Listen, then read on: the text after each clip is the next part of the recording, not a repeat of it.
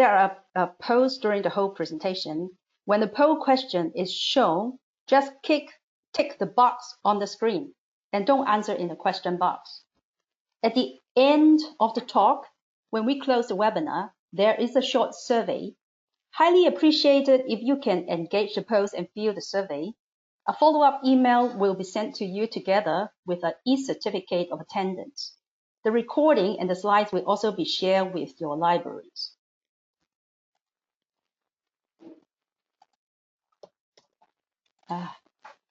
Sorry, it's not really working.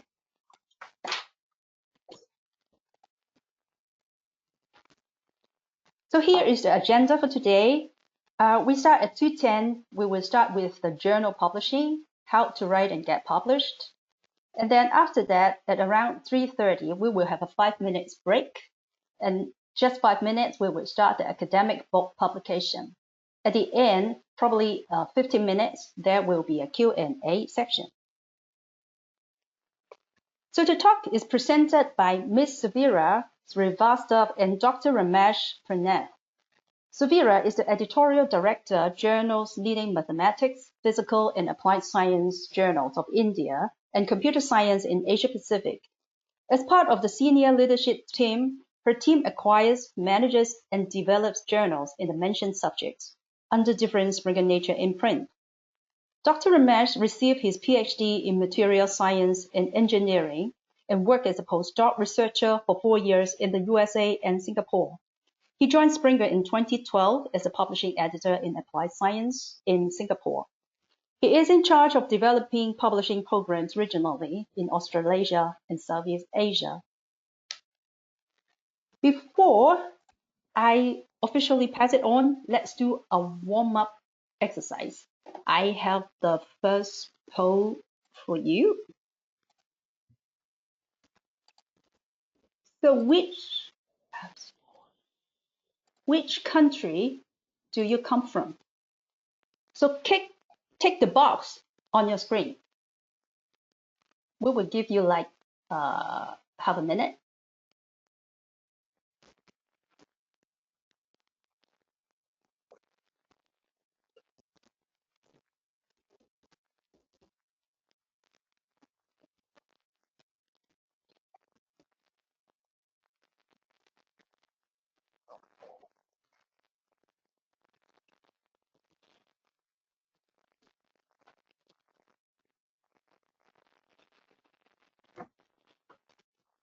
Okay, I see over 70% voted. So I make it a minute because I do want to see the demographic of our audience today. All right, I'm going to close the poll. And then let's see. So we have 66% come from Indonesia, and 17% from the Philippines, and the 16% from Malaysia. So I hope you are now get used of doing the polls on your screen. We will have some more polls coming in between sections, so please engage with us. So without further ado, I will pass it on to our first speaker, Suvira. Thank you, Mabel.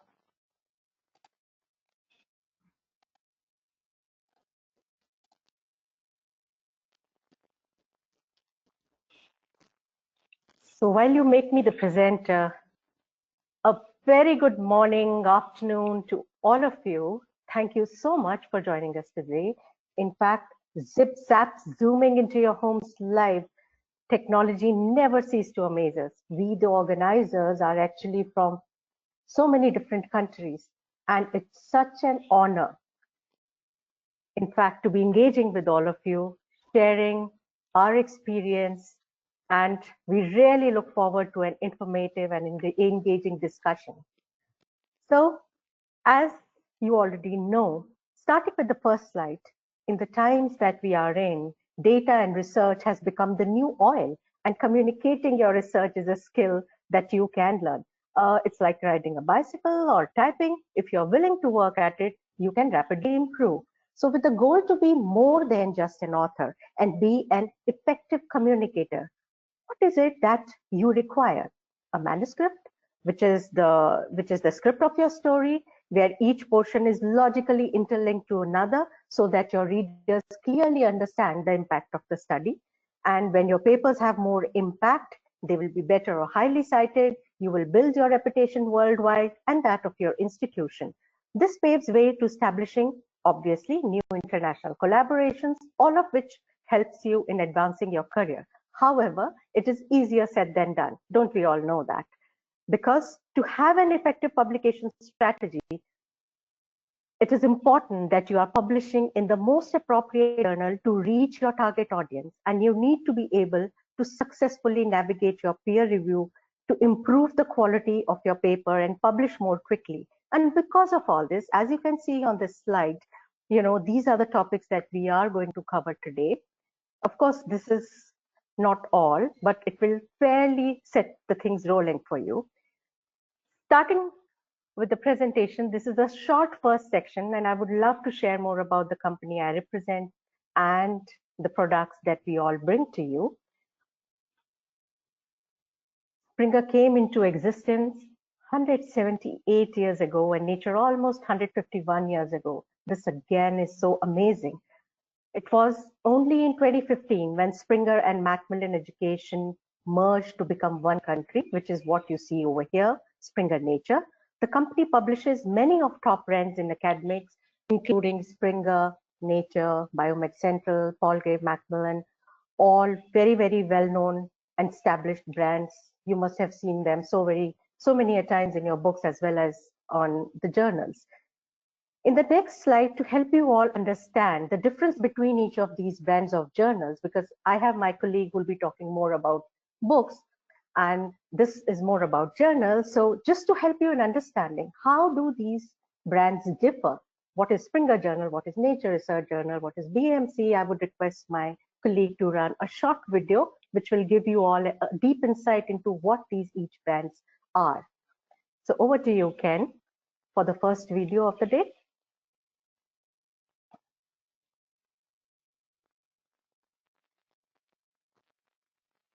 Ken, can you hear me?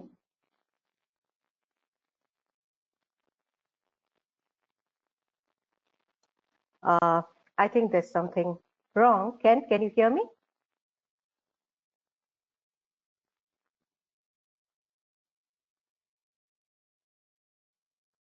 So there is something wrong. So we'll go on for researchers, students.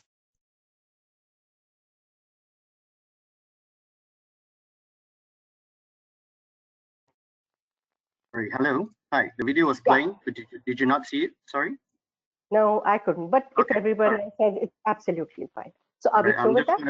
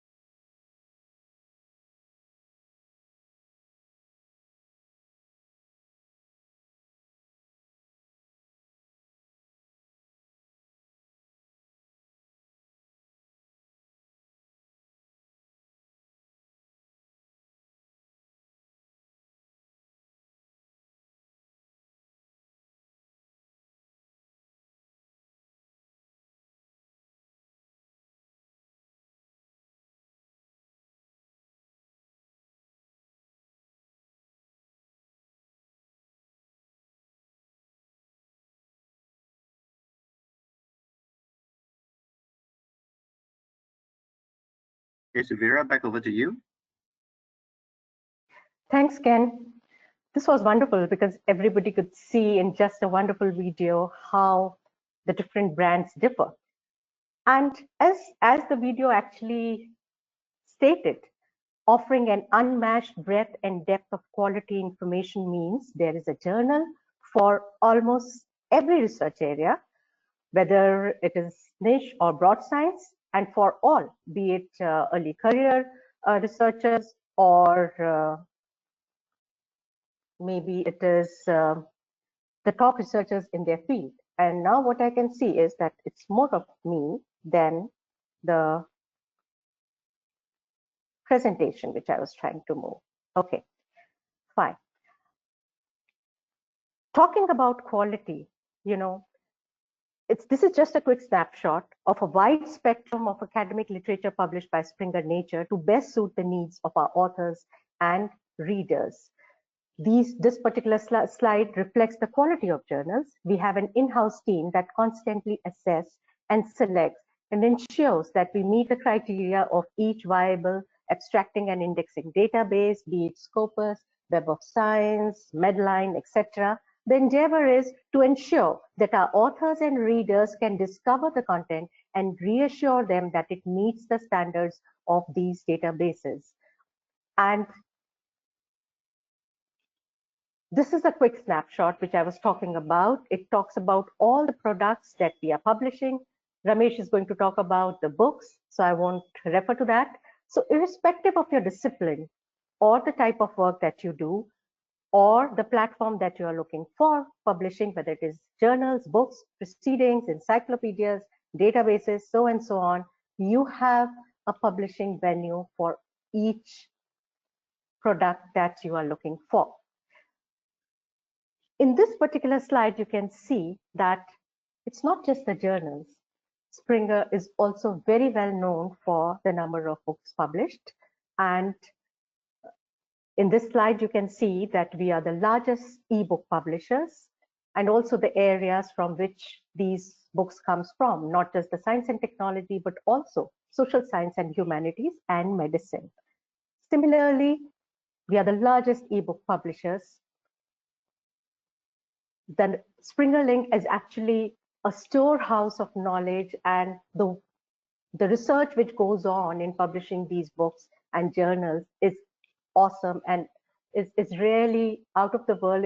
It's there to see how things are happening behind the scenes. Just as you all are engaged in your research, we are constantly trying to engage with all of you, trying to understand your requirement and make those available as services and tools, which we'll be talking about off and on. In fact, the first portion of this particular, my presentation is about scientific publishing. Among academics, the maxim publish or perish is a threatening reminder of the importance of publication. Despite its cynicism, the phrase makes an important point. Publishing findings, hypotheses, theories, and the lines of reasoning and evidence relevant to them is critical to the progress of science. Researchers distribute information about their ideas in many ways, and among those different modes of communication, peer-reviewed journal articles are especially important. The need to be smart stems from the fact that in the publishing landscape is so dense that there are almost 28,000 English language journals published by not less than 10,000 publishers worldwide. Together, they produce 2.5 million articles a year written by 7 to 9 million researchers. And this number too is increasing by 3% every year.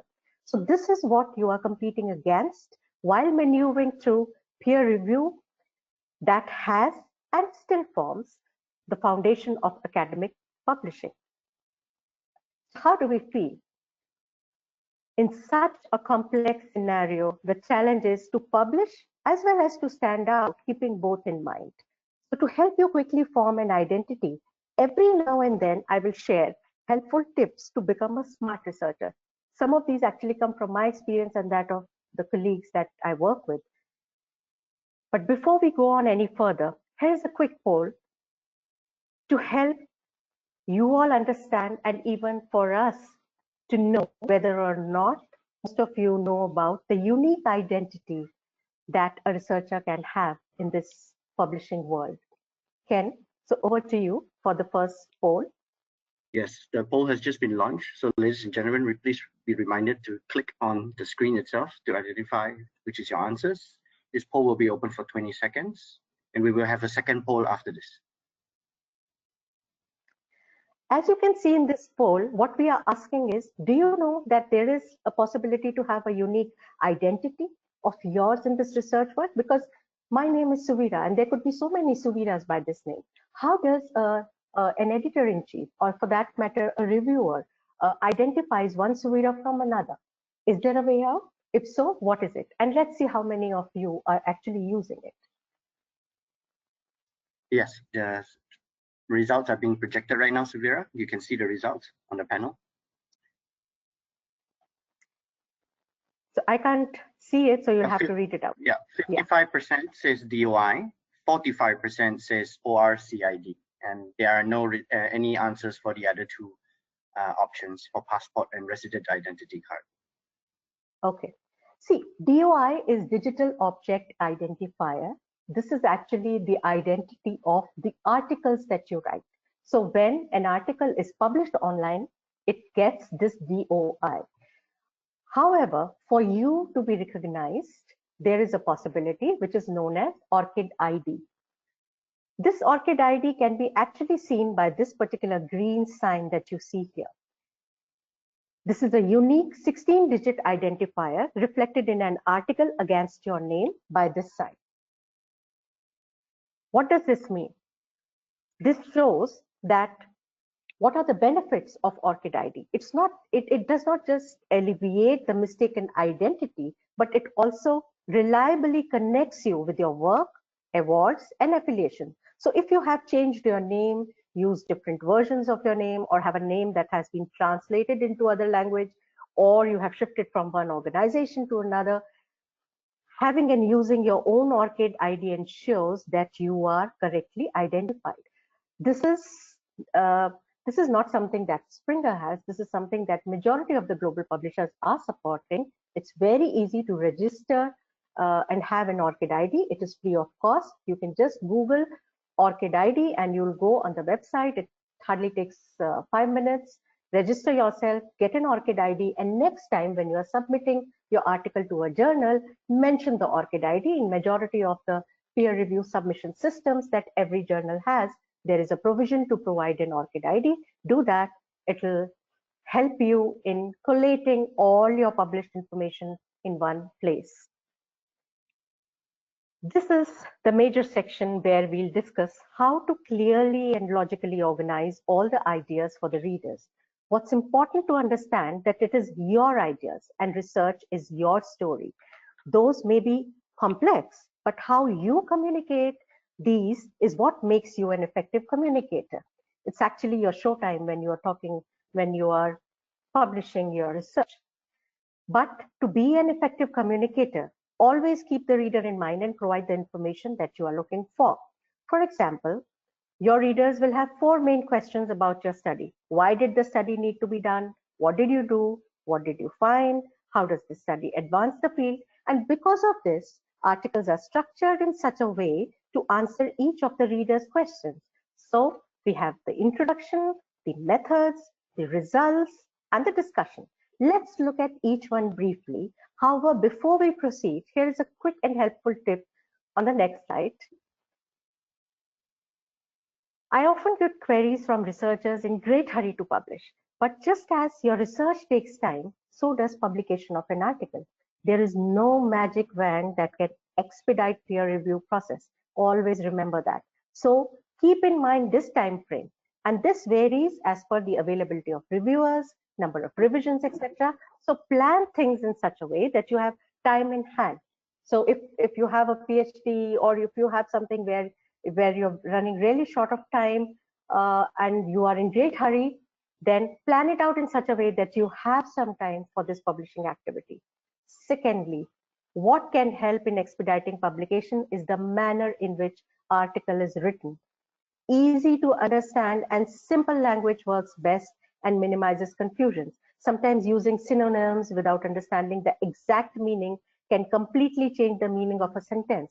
For example, I remember in one of the cases, my editorial office wrote to the editor-in-chief. She wanted to write, "Can you please help me in responding to the author?" And she wrote back that, "Can you please assist me in responding to the reviewer?" So to the author. So both the things, of course, assist and help, these are the same thing, but the connotations, the essence of what you were trying to write change. So because most of us are not native English speakers, it's fine to have absolutely simple language. It is your science, it is your research, it is the methodology, the results that the editor-in-chiefs are more interested in reading about, rather than those big words which could actually change the whole story of what you are trying to present.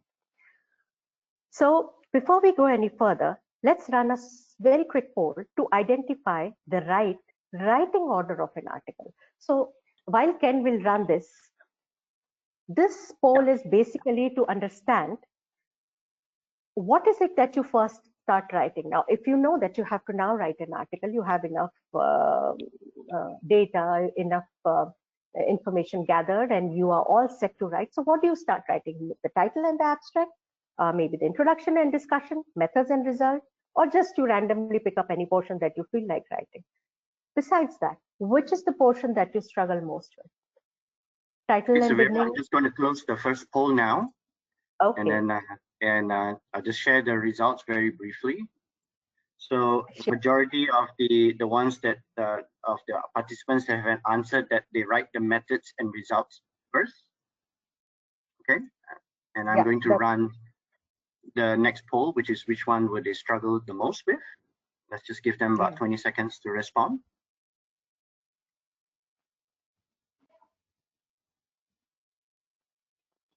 This actually talks about the portion, the portion that you struggle most with.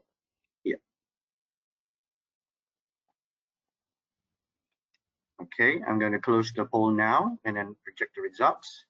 And it seems that for most of the audience, the portion you struggle the most with is actually the title and the beginning. 45% have actually answered that is the most difficult. Yeah. Yeah, that's something that even I would often struggle. So let's see the right order. And I'm so very glad that majority of you are actually doing it the right way. The most logical and easiest order is where you have the confidence and what's easiest for you. So the first section you should tackle while you are doing your actual work is the materials and methods. And as you are collecting your results and analyzing them, you can start to write them up too. 2 completed sections, it really adds to the confidence.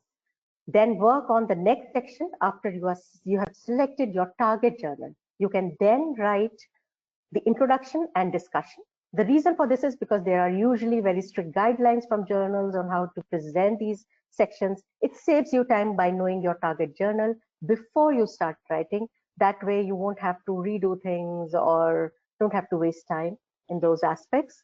The very last thing you should write are the abstract and title. Why? Well, because to write an effective abstract and title, you need to have a manuscript that is nearly complete, as these are meant to be accurate summaries of your entire manuscript.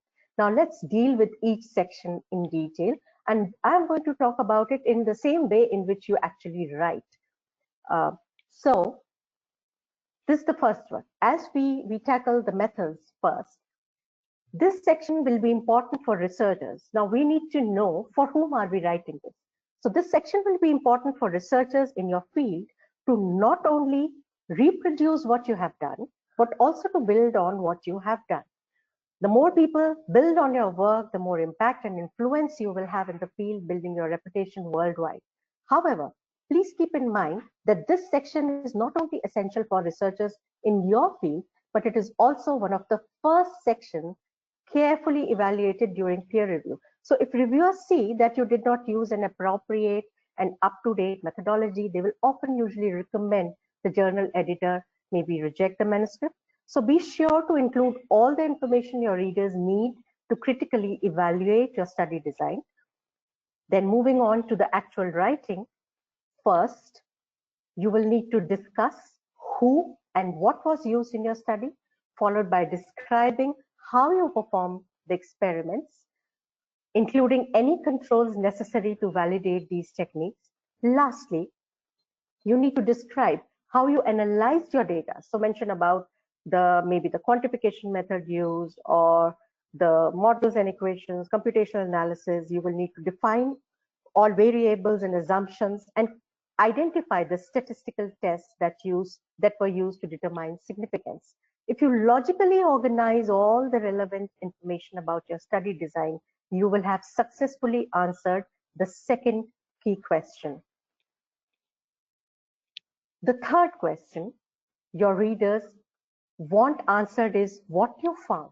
And remember, while I'm saying this is the third question, but in fact, this is the second thing that you will be tackling. And to answer that, we'll be writing the results section. So for this, keep in mind, however, that although you are very familiar with all your findings, your readers are not. So if you do not logically present your findings, they can easily be confused. So for many fields, a nice logical presentation includes initial observation, characterization of that observation, and finally, how this observation is useful for the field. So say, for example, maybe you're fabricating a new membrane, or you are doing environmental impact assessment. So in case of a new membrane, it can be used in wastewater treatment. Well, that is in your initial observation. So those findings should be presented first. But now your readers want more information about this membrane. Maybe they want to know how you characterize it, in maybe giving more details about the characterization. So you will then present your findings characterizing the physical and chemical properties of this membrane under different conditions. Lastly, your readers want to know why this membrane is useful. What are its applications? So you will then present findings comparing the efficacy of this membrane with those of other membranes. In this way, you can logically guide your readers through the findings. And then these are some of the do's and don'ts, how and what you can do, what tense and this is something which I will not read, but it is very easily given over here. So when we have done the two important aspects, taking a clue from the first helpful tip of clarity and simplicity, you should also write the results section in subsections, wherein each has a clear subheading and corresponding to a single figure. This is because it is easier for readers to understand complex information when it is presented one bit at a time. It avoids information overload. For example, each subsection can be divided in this way, say, such as figure 1 shows, or first we, etc. In that way, readers know what to expect in that subsection. And when readers know what to expect, they will understand those ideas more quickly. With methods and results in place, let's move on to the next section, which is the introduction. Introduction tackles the first question, which I had shown in the first slide, that your readers want answered. Why your study need to be done? What were the research questions which you were answering? This is generally answered in the introduction section. So you should start off broad and then guide your readers down to your specific aims or research questions. Begin with the basic background information your readers need to understand the context of your study. But also keep in mind the type of journal you are submitting to. So say, for example, if you're submitting to maybe an international journal, be sure to emphasize the worldwide relevance of your topic. Further, if you're submitting to, say, a broad focus journal, you will need to provide more background information so people outside your immediate field can more clearly understand the context of your research. However, if you are submitting to a specialized journal, you will not need to give so much background information, because most of the journal's readers, they will likely already be familiar with your topics. So once you have provided the context, you now need to tell your readers what is currently known about your topic, that is what has been recently published about this topic, making sure you cite studies that are up to date and broadly distributed worldwide. This is especially important if you are submitting to an international journal. Having done that, focus on what is not known. This is the research problem that serves as the basis for your study and will lead into your specific aims. It is in this sync of your story that will help a reader and peer reviewer to clearly understand why your study needs to be done. So constantly in my presentation, I'll be talking about the linking. Remember, it has to be a story. It has to connect from one part to another very well to show how you have worked on it. Now, the final section, the discussion. In this, an author answers the last key question, how your study contributes to the field. Now, if you may remember, the intro section had an inverted triangle because I like to think of this section as the opposite of the intro. In the introduction, you start broad and then narrowly guide your readers down to your specific aims. But in the discussion, you want to start narrow, summarizing your key findings, because again, here you're talking about the work, and then guide your readers back to the general implications these findings have for the field. To do this, you need to interpret your findings. So describe how your findings are similar or different compared with those that have already been published. Discuss any unexpected or negative results. You should never hide results from the readers. Just be sure to describe why you think you observed those findings and how future research can further address them if necessary. Lastly, be sure to describe any limitations in your study design, your ability to identify your limitations, and what measures were taken to control those, establish your expertise in the field. At the end of your discussion, sometimes as a separate section is the conclusion. Please remember that this is the last section that will be read, meaning it is likely to be what is remembered most by your readers. So be sure to discuss what is important about your study, including the main conclusion, key implications, and potential future directions. Basically, if you logically organize your discussion in this way, it will be very clear for the readers how your study contributes to this field. And then in the next slide, besides logical structure, every manuscript, I mean, just to the point of being repeating this again and again, it speaks a story in which ideas are linked together throughout your manuscript. I already mentioned that your objectives should be directly related to the research problem, but this also means that your key findings should be only those that are related to your objectives. Finally, be sure that your conclusion answers the questions you identified in the introduction. In fact, if you highlight an important problem in the beginning of your stories, your readers expect an answer to that question by the time they finish. That answer is your conclusion. So linking your ideas together throughout your manuscript will help emphasize the significance and relevance of your study for your readers.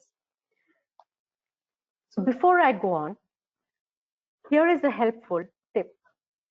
Be humble and realistic. Don't overstate the importance or significance of your result. In fact, after having worked so much on our research, we are so happy about this, and sometimes it's a very typical mindset to be mentioning, oh, this is the first in the world or best in the world, something like that.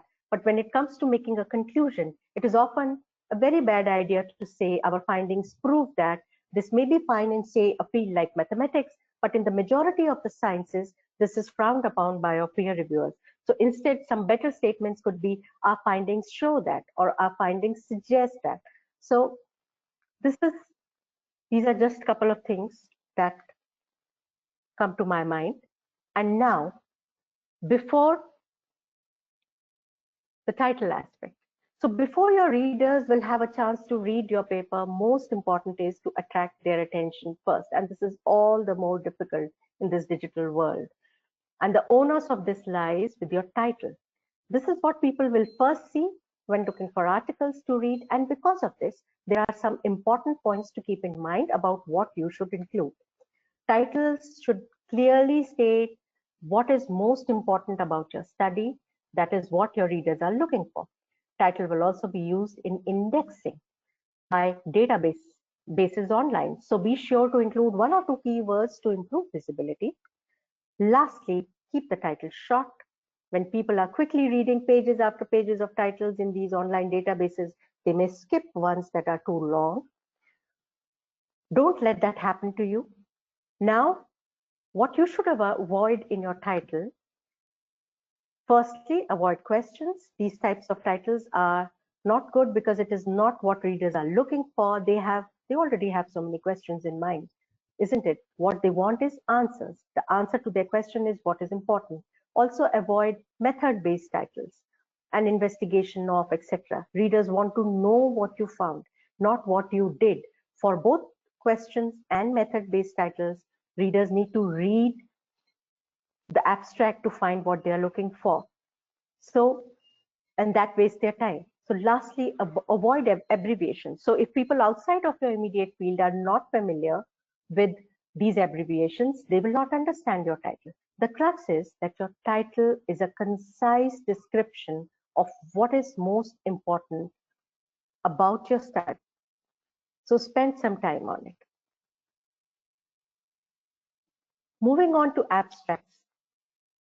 To get the attention of the readers, now you have to give them the best first impression of your paper with the abstract. If you do not, they will not be bothered to download and read it.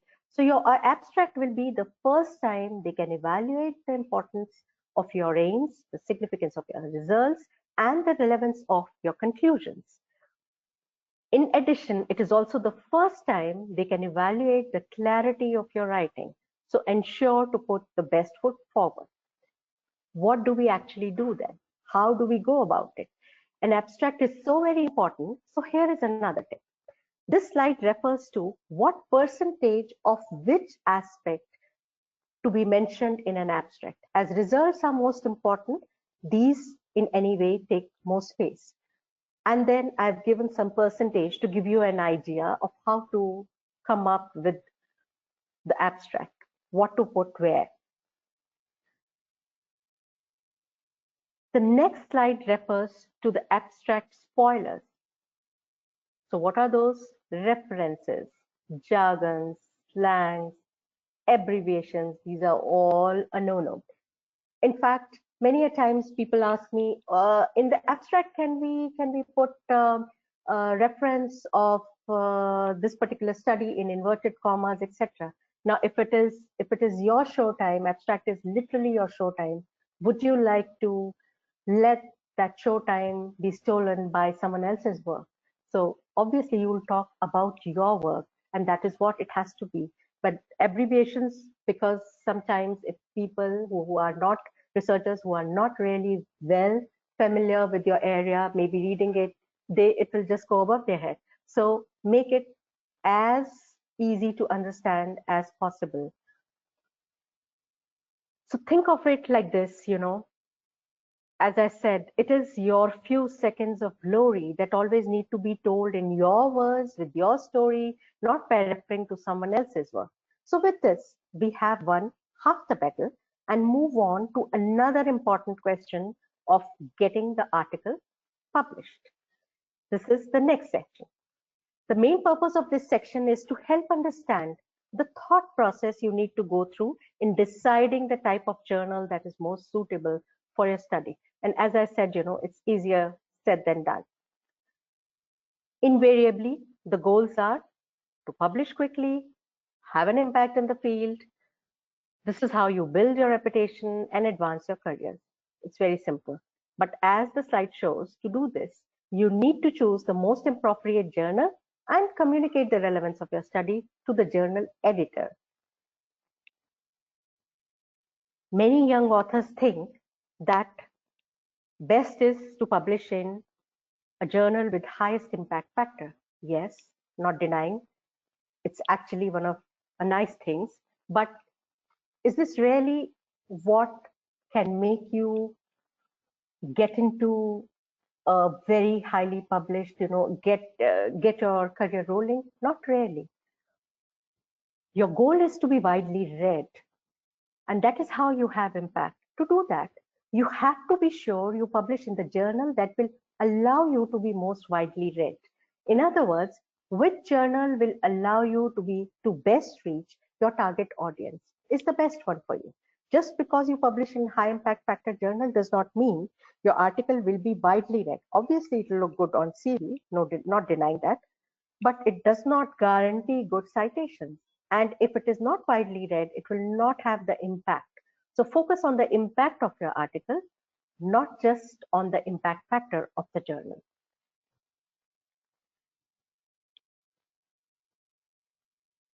Again, in this slide, we are talking about the easiest assessment you can make to understand where to publish. Now, in this particular slide, you can see, are those useful for researchers worldwide? What is it that you are looking for? If yes, then choose an international journal. However, if your findings are only useful for researchers in your specific area, example Asia Pacific, then you should choose a regional journal. It may be hard to convince an international journal editor that your regionally specific findings will be of interest to, say, readers in Brazil. So if you do have regionally specific findings, but you feel that they are useful worldwide, then an international journal will be appropriate. However, you will need to clearly explain this in your manuscript and even in your cover letter to the journal editor. You need to decide who will be interested in reading your findings. Who do you want to influence? So if you are trying to reach only readers in your specific field, then a specialized journal will be appropriate. However, if your findings will have impact for researchers in other fields too, then a more broad scope journal will be more appropriate to reach those readers. And how about the publishing models? These are the two publishing models authors can choose from: subscription or open access journals. Subscription journals are often more established in the field because they are older and do not charge fee to publish articles. However, keep in mind that by publishing in these journals, you restrict access to your findings to only those academics whose universities subscribe to that journal. So if you want your findings to be more widely available worldwide, then open access would be a more appropriate publication model. And the benefits of open access are not restricted to increased accessibility only. In fact, this slide reiterates what research, how open access can be helpful, that articles published open access receive higher citations, downloads, and even views. But the OA model emerged because of funder and institutional mandates. So if you are working on a project funded by such a funder, then the article has to be published OA. These articles are published under Creative Commons license and can be archived anywhere and made immediately available on publication. Whereas subscription journals require you to transfer the copyright of your articles to the publisher. If you want to retain it, then open access is important. However, not all open access journals are good. There are also so many fly-by-night operators who have made best use of this particular business model. There are some that promise quick and easy publication for a fee. Unfortunately, because of publish and perish policy in many of our countries, there are many such journals around us. So as a researcher, how do you find out which is a trustworthy journal? This is the million-dollar question. And for that, first, check the publisher. It is from a reputed publisher, maybe like Springernature, Elsevier, PLOS. Then you can be confident that it is a good journal. Also check the editorial board. They should have a list of international experts with some names that are familiar to you. You can also check whether the journal is indexed. For example, if it is listed in directory of Open Access Journal, DOAJ, if so, it is likely to be a good journal, but also, is it indexed in the databases that researchers in your field use to find articles, like Web of Science or Scopus? If not, even if it is published, no one will find it. A word of caution, impact factor is only given by Web of Science. There is no other organization that ever gives impact factor, and there isn't any other term by which this is known Also check from where authors of articles are coming from. Which universities are these known which universities, and are these universities known for research in this area, so and so forth. So just use common sense. Just look deeply into the journal that you are interested in submitting your article.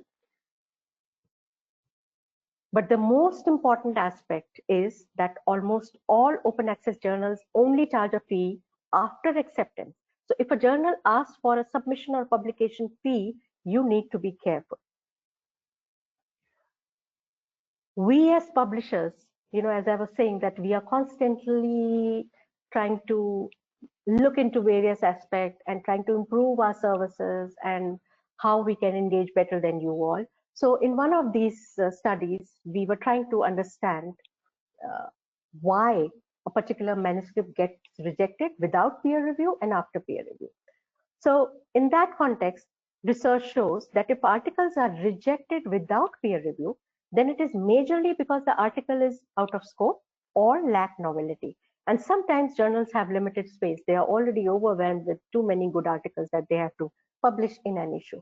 And if the article undergoes peer review and it is still rejected, then it could be because of insufficient data or because more work is required. There are concerns in methods, so and so forth.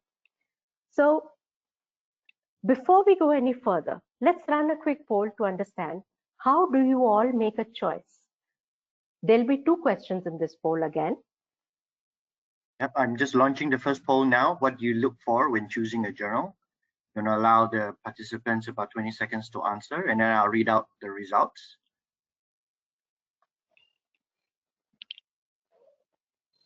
Yes, the first question is primarily to understand what do you look for when choosing a journal? Is it the speed or the peer review?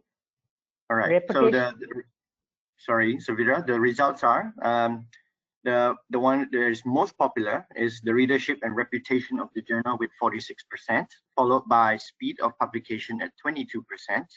Next is impact factor at 21%, and lastly, detailed and informative peer review at just 11%. I'm going to launch the next poll right now.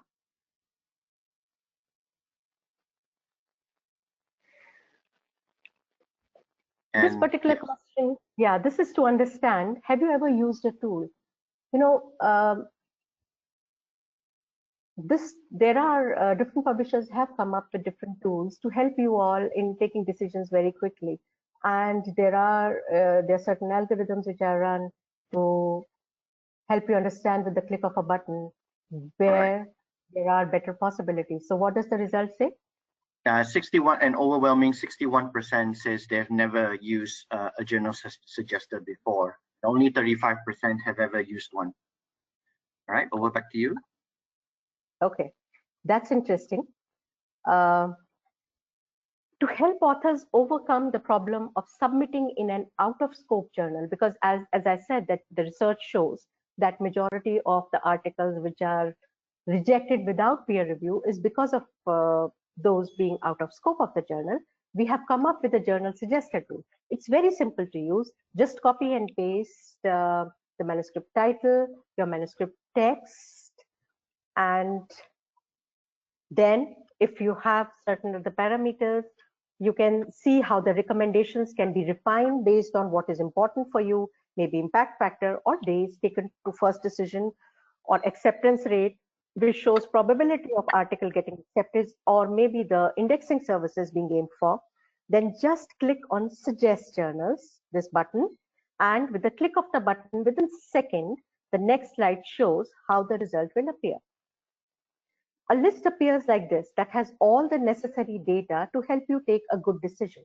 So it has the impact factor, if the journal has that, name of the journal, how many days it is taking, acceptance rate, along with a link that you can click on, and you can actually go on the website of that journal to read more about the journal. In fact, to go on this particular tool, what you have to do is in Google, just write journal suggester plus Springer, and you will immediately be taken to this particular tool. Play around with it, and you'll be very happy with the results. I'm quite sure about that. Once you have chosen a couple of journals, Here is another helpful tip. Explore more about the journal on its homepage. As I had said, you click on the result that had come in, go on the journal homepage, and hidden within the journal metrics are many important informations required by you to take a decision. Now, if speed is important, as many of you said, readership is important, then you would like to see how many people are downloading the article. So all those kind of things are mentioned over there, and that will help you in taking an important decision of where exactly you want to submit. This slide actually refers to an excellent and free resource available to authors. It is titled Think, Check, Submit. Now, because there are so many journals available, and sometimes we can be confused whether or not this is the right journal, whether this is a predatory journal or not. So to help you all come up with this is a free website available.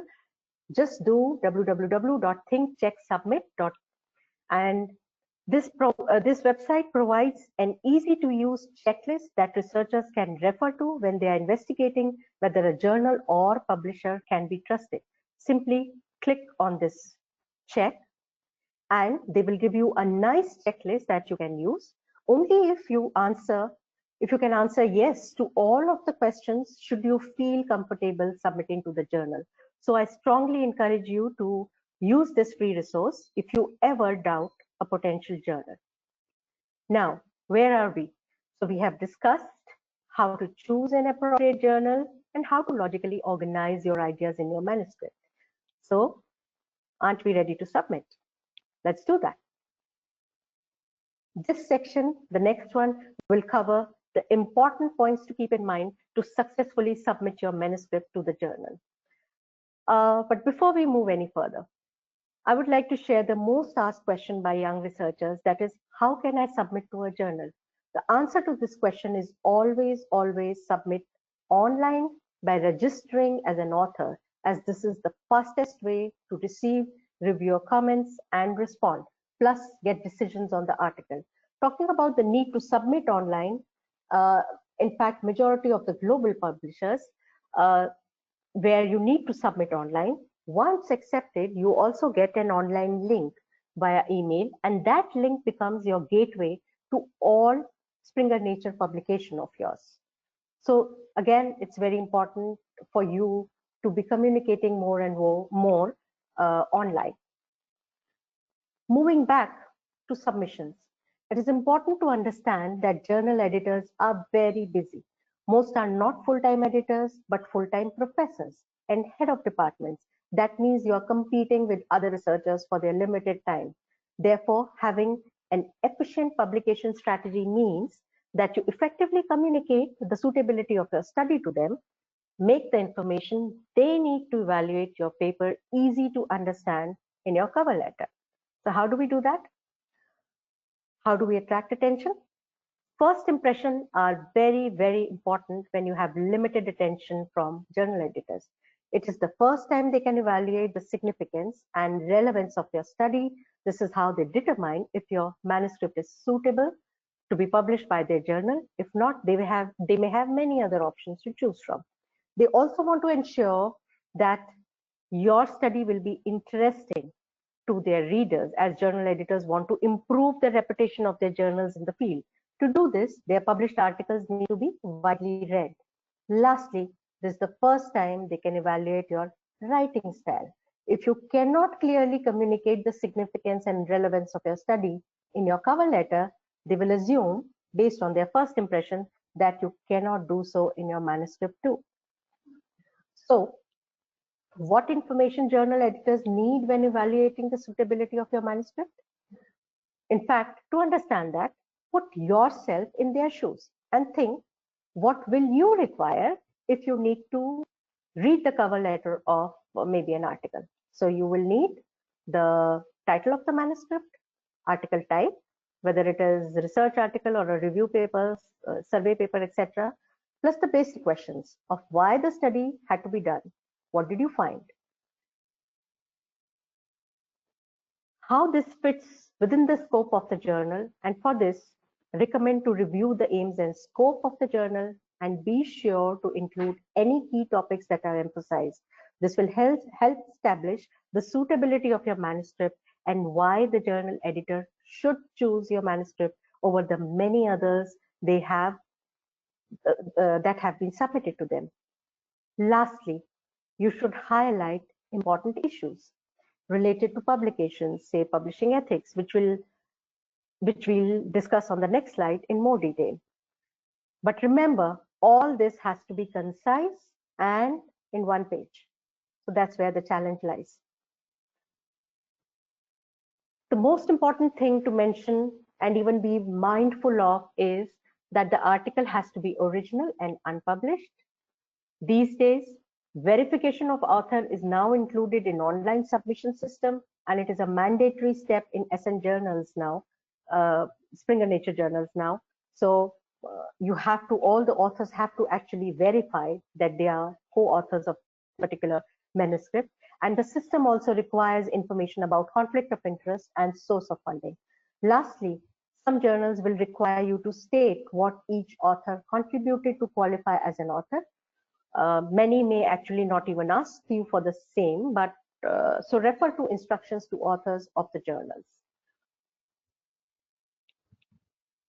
Moving further, plagiarism or overlap is a big no-no.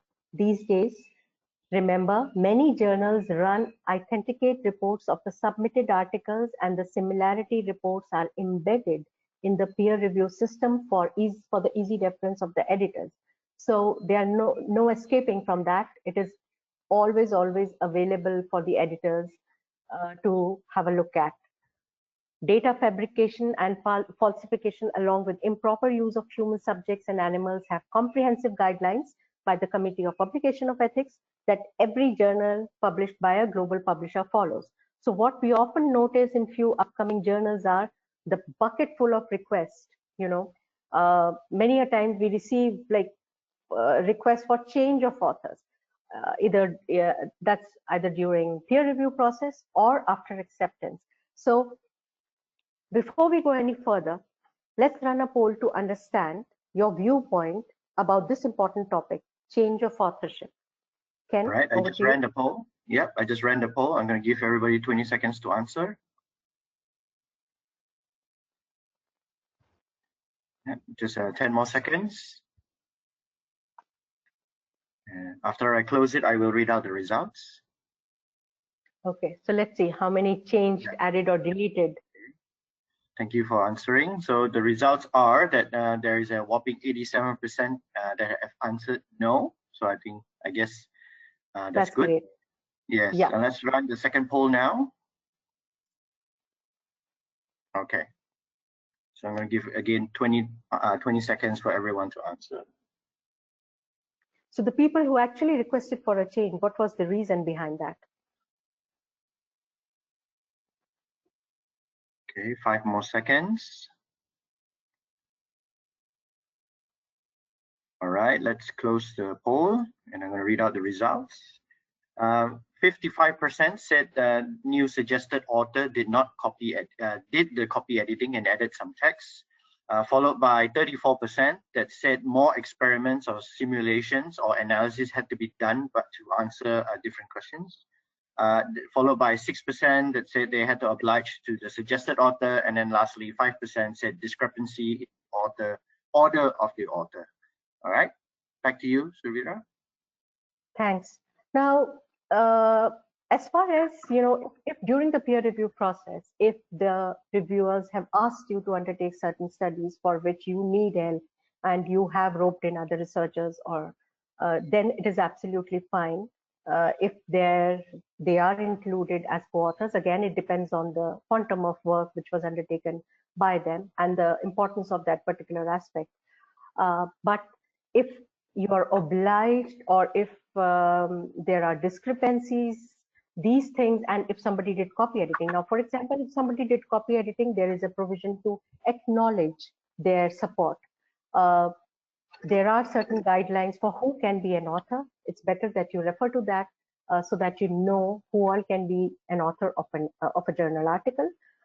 If it is, now we often even hear about discrepancy.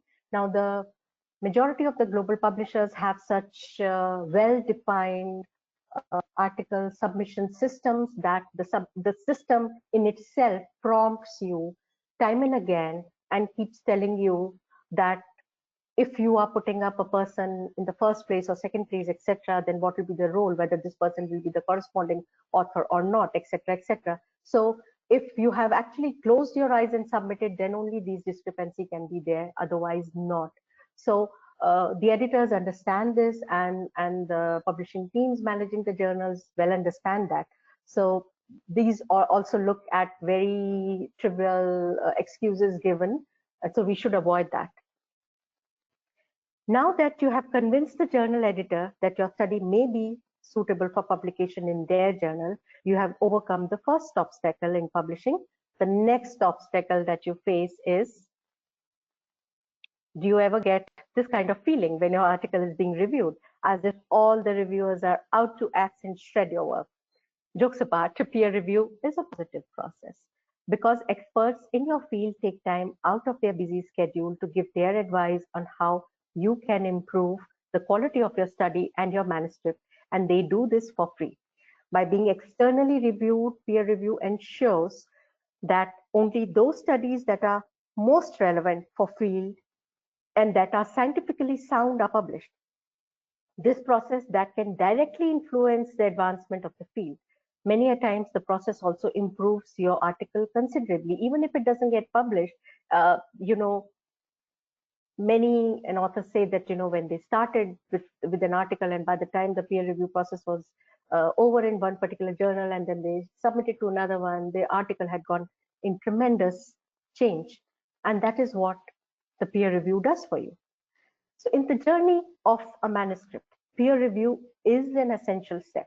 It is important to remember that journal editors still play the essential role and make the final decision. The first decision is whether or not your manuscript meets the basic requirement for their journal. If not, they will not even send it for review. If there is some merit in the article, they will find reviewer to evaluate your manuscript. The reviewers give recommendation on how the manuscript can be further improved and whether they feel it is suitable for publication. The journal editor assesses these comments and decide whether to reject the manuscript or to send it back to the authors for revision. After revision, the improved manuscript is sent for another round of evaluation before decision can be taken. And in this whole process, it is the journal editor that makes the final decision. So, if your article has received comments, then that is actually a good sign. Now it is for you to convince the journal editor that you have all the information they need to make their decision. This is done in the response letter after revision. I explained the whole process just to give you an idea that you shouldn't be taking the reviewer comments received at the time when your article is during peer review lightly. You should take it, you should actually respond to them very carefully. So one of the most common mistakes that authors make in the response letter and that journal editors resent is only saying that the revision was done.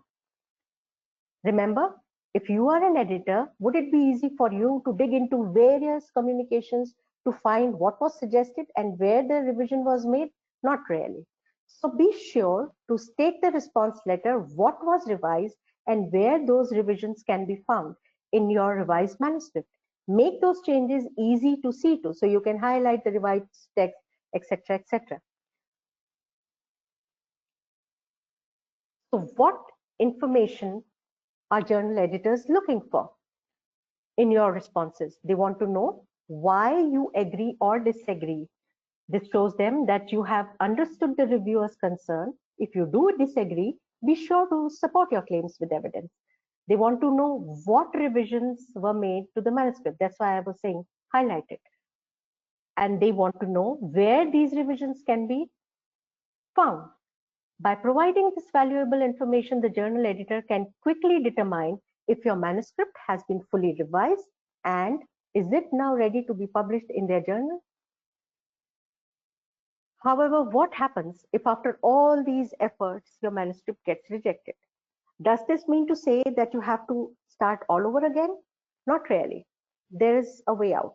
Let's see. Let's run this poll and see what are the possibilities. Okay, I've just launched the poll. We're going to give everybody 20 seconds. Yep, I can see the responses coming in now. Let's give people a few more seconds and I'll stop the poll and then read out the results. Okay, thank you everybody. So the results is actually 40% have said no, they've never ever transferred their manuscript before, followed by 30% who said yes with a destination journal in mind. And then on the third, it says, I don't know what transfer is. And then finally 6% said yes, but without a journal destination in mind. Back over to you, Suvira. Yeah. So regardless of how good your study or manuscript is, you may still not be successful in your target journal.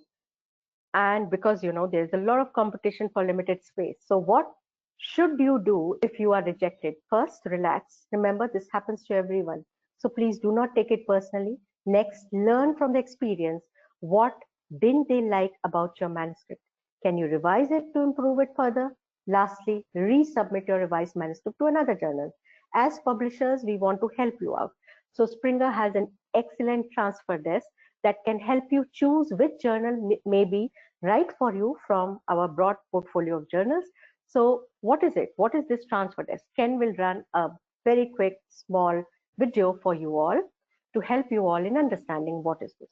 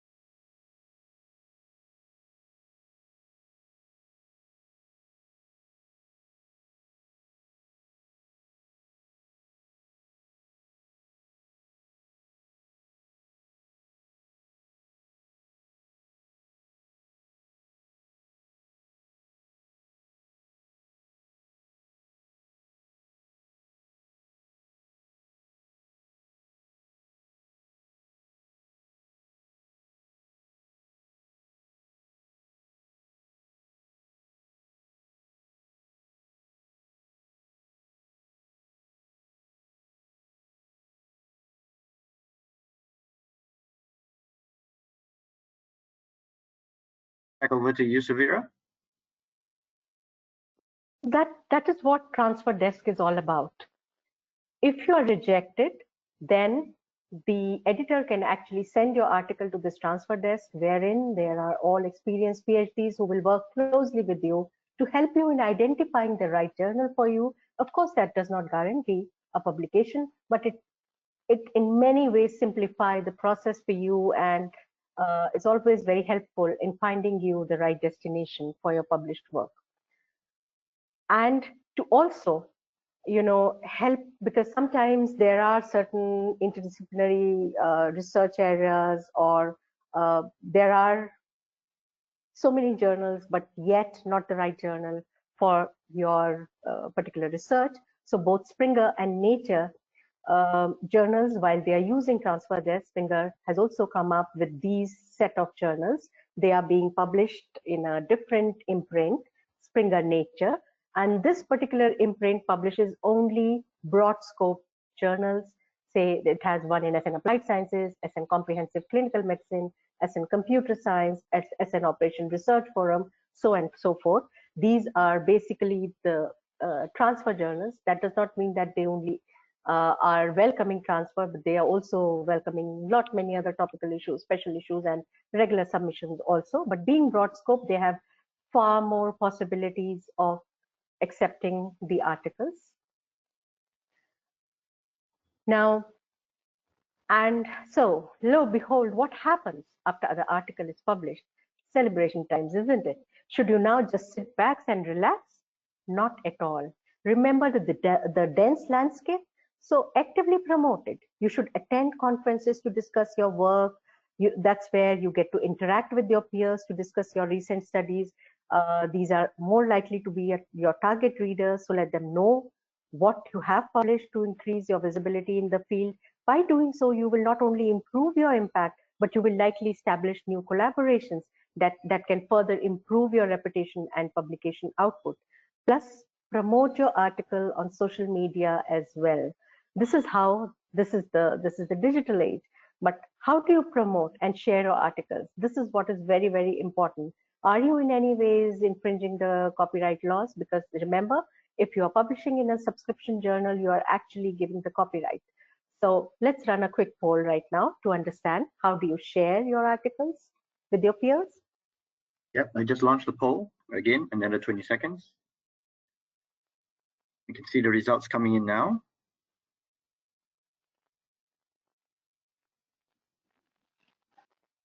Okay, another few more seconds before we close the poll, and I'll read out the results.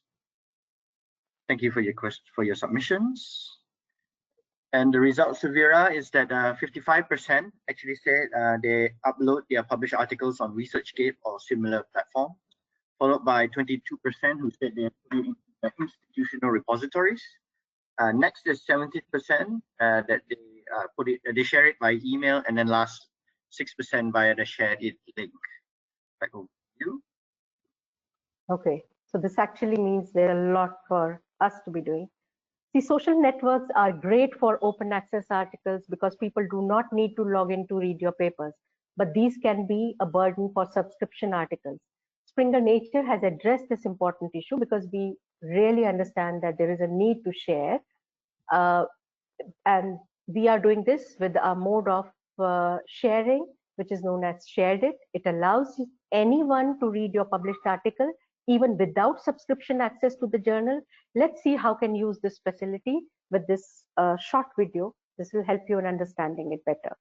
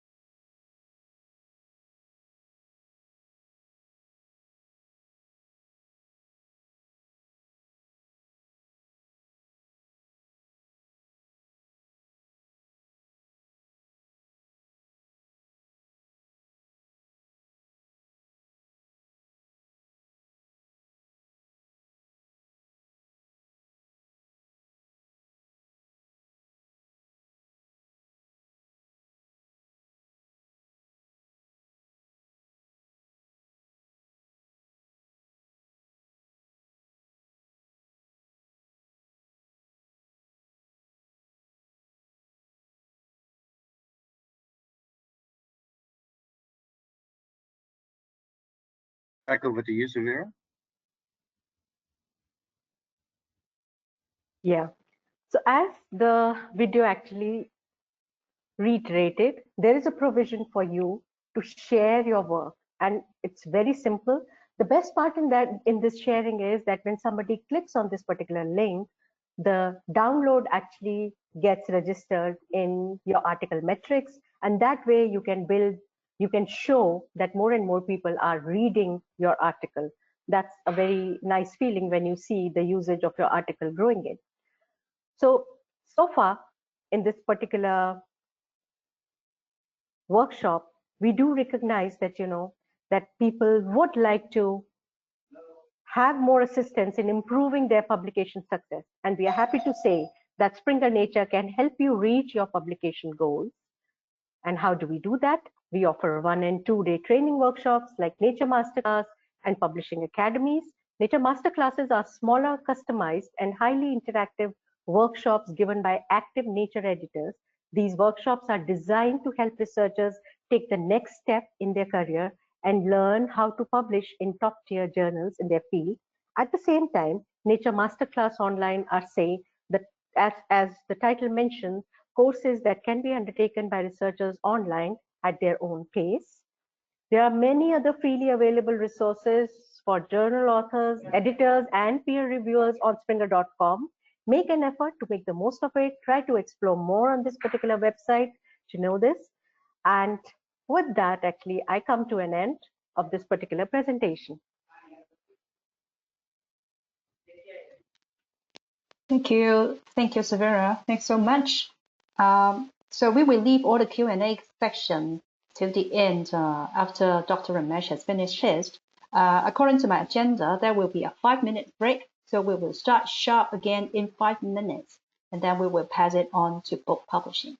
Thank you.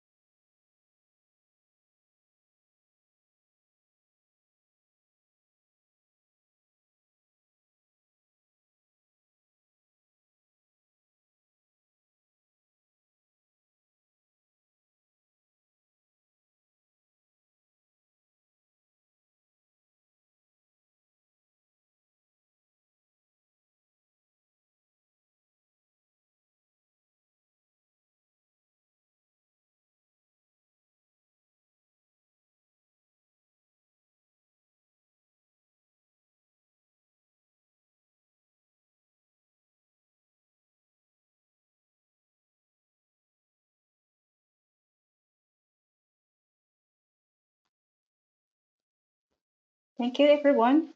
Thank you for coming back.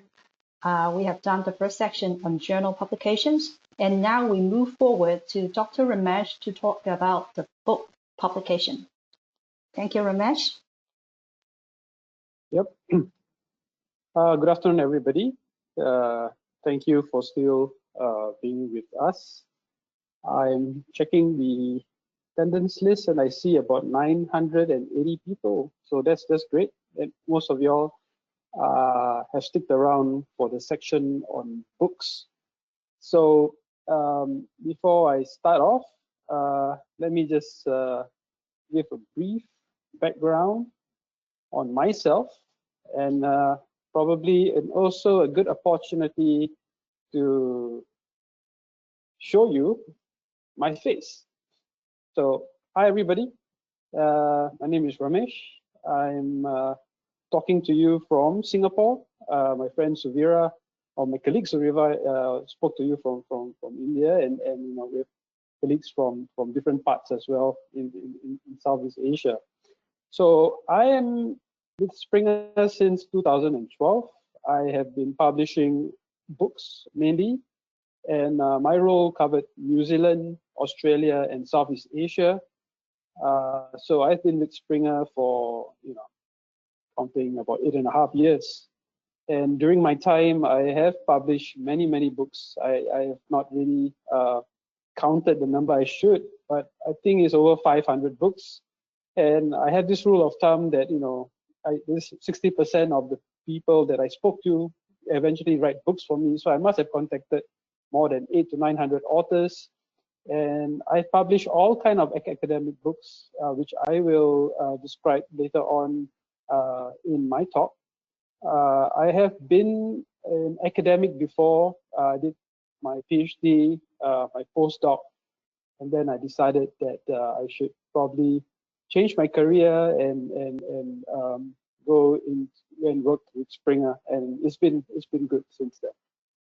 So for now, what I'm going to do is I'm going to turn off the camera because I'm afraid that my presentation might get caught up with your bandwidth. My bandwidth is not very good as well. A lot of people are online since most of us are working from home.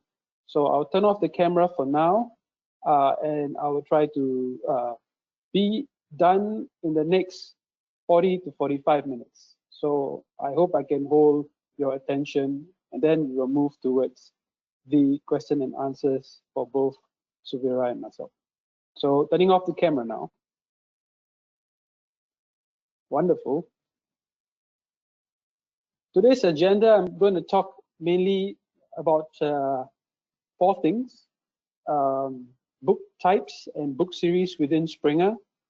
I'm also going to talk about the research, the way we sell our books, or the way we conduct our books, how we actually generate income, the different sales channels that we have that you may or may not know. I'm also going to talk about, as an author or an aspiring book author, what is the process that you have to go through in order to publish your book with Springer. I'm going to also talk about open access books. I think just to highlight the advantages of having your book open access. So let me jump into the first topic of the agenda. As Suvira mentioned that before, when she gave a very brief introduction to the company, Springernature, Springer has been a books company for a long time. I think we published our first book in 1842, and we are the largest print and ebook academic publisher in the industry. I'm sure my colleagues can vouch for that. And as you can see, we publish in many different areas, which includes astronomy, chemistry, food science, geography, public health, medicine, philosophy, education, language, economics, you know, the list that you see in front of you. So as you can see that I have a background in material science. So I come from the physical science and engineering background. But in today's talk, I hope to give you a general overview, because I understand that the audience consists of researchers with from the humanities background, from the social science, maybe from medicine, and also, of course, engineering and the physical sciences. So your requirement of the way you write a book might be different. I'll try to cover the general view of it, but if you need more detailed information, you can contact me directly. And if I'm not able to help you, I will definitely have a colleague from the respective subject area to assist you. Just to give you a brief background on our ebook users. I mean, who are the actual users that use our content? 80% of our users come from academic institutions, while 14% come from non-academic institutions, which includes private organizations, probably like clinics, R&D, of the departments of certain corporations or industries, and the rest come from librarians, business consultants, and professionals.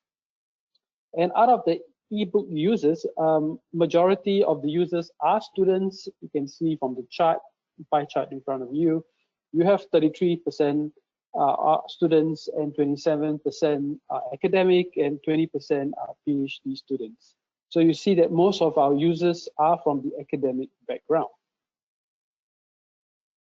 And if you look at our ebook downloads in terms of the geographic location, yes, Asia takes a big chunk of it, which constitute about 33%, followed by the Europeans and the Americans. So that's good to see that we have a lot of users in our part of the region. So let me start off with the motivation. You know, you're probably asking yourself, why are you listening to me about books? So many authors have many reasons for writing books. And most of the time, this caters to senior researchers who have been publishing or working in a research field for a very, very long time. And they would like to pass their knowledge to future generation so that maybe their research work will be continue to be worked on.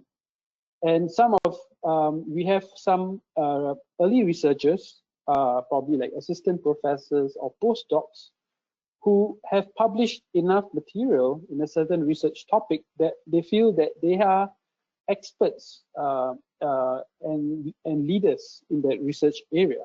So in order to show this in a global sense, they publish a book, you know, just to show that they have a reputation of being a leader in the field. And most of the time is also to improve awareness about your research work, as what Suvira has mentioned with journals.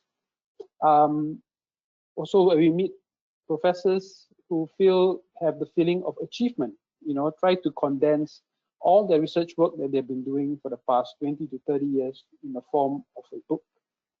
And of course, the last reason might be is that you are required to write a book, or you've been asked to write a book. If not, you don't get promoted, or you don't graduate. So that's probably the least favorite reason to write. Other reasons may also include if you want to change certain opinions. You know, these are probably mostly related to most fields. Financial gains, which I really do not feel that this is a very good reason for academic publishing, because financial gains when you should be writing the next Harry Potter book. And also sometimes it's a research funding requirement that we need to have a book published at the end of 5 years or 10 years of a research grant. Let's talk about the different types of research book out there. And I would like to first start off by looking at Springer Briefs, which is the top left corner. So Springer Briefs is a product that was launched, I would think, about 10 years ago or so. These are basically like a research monograph or a very niche research topic or a very upcoming research topic, whereby the length of the book is between 50 to 125 pages. And for such books, it is published in a book series. Most of the time, we have book series in that sense. We also have what you call the edited volume. So as you can see, the examples on the top right-hand corner, the seagrasses of Australia. So what is an edited volume book? Edited volume book is basically a book that has been compiled by an editor or a book editor. And he goes out and invites the different academics or the subject experts in that field, in, for example, seagrasses of Australia. He probably has invited different researchers throughout Australia to contribute individual chapters that addresses the research topic of seagrasses of Australia. So this is for edited volume. Next, the one below is monographs. So for monographs are basically usually a single author or multi-author. You can have 3 or 4 authors, and they address a very niche research topic. As you can see, this one talks about the trans-languaging in multilingual English classes. Wow, this is in the field of education, but I'm very proud that I managed to say that the whole title. And the next type of book that I will talk about are the major reference work.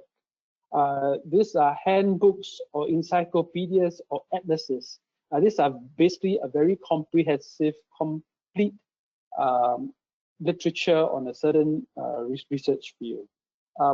So a handbook aspires to cater a large range of audience, from a student all the way to a senior researcher.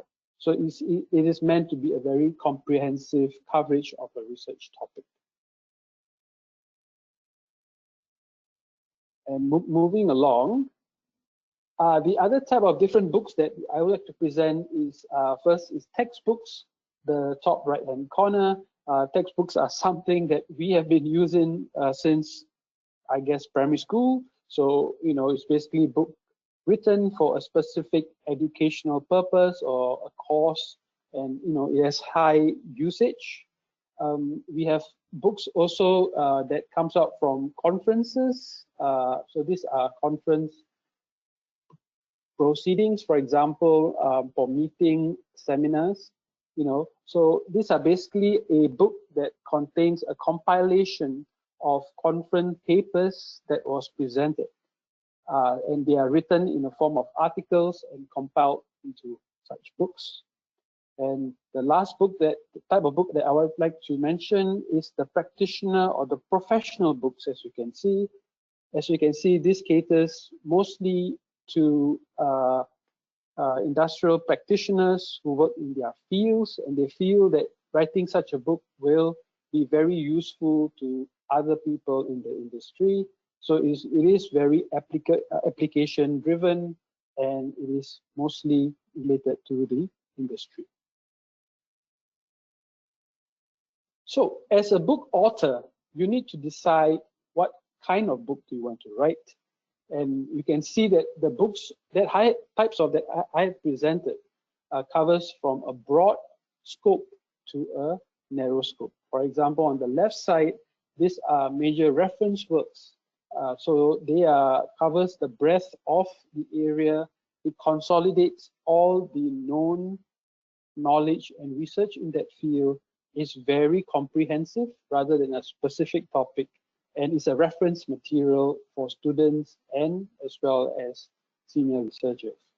And then when you move to the center of the spectrum, you have books which are more, it goes into greater detail and more narrow in scope. Like, for example, we have these 2 books called product development projects.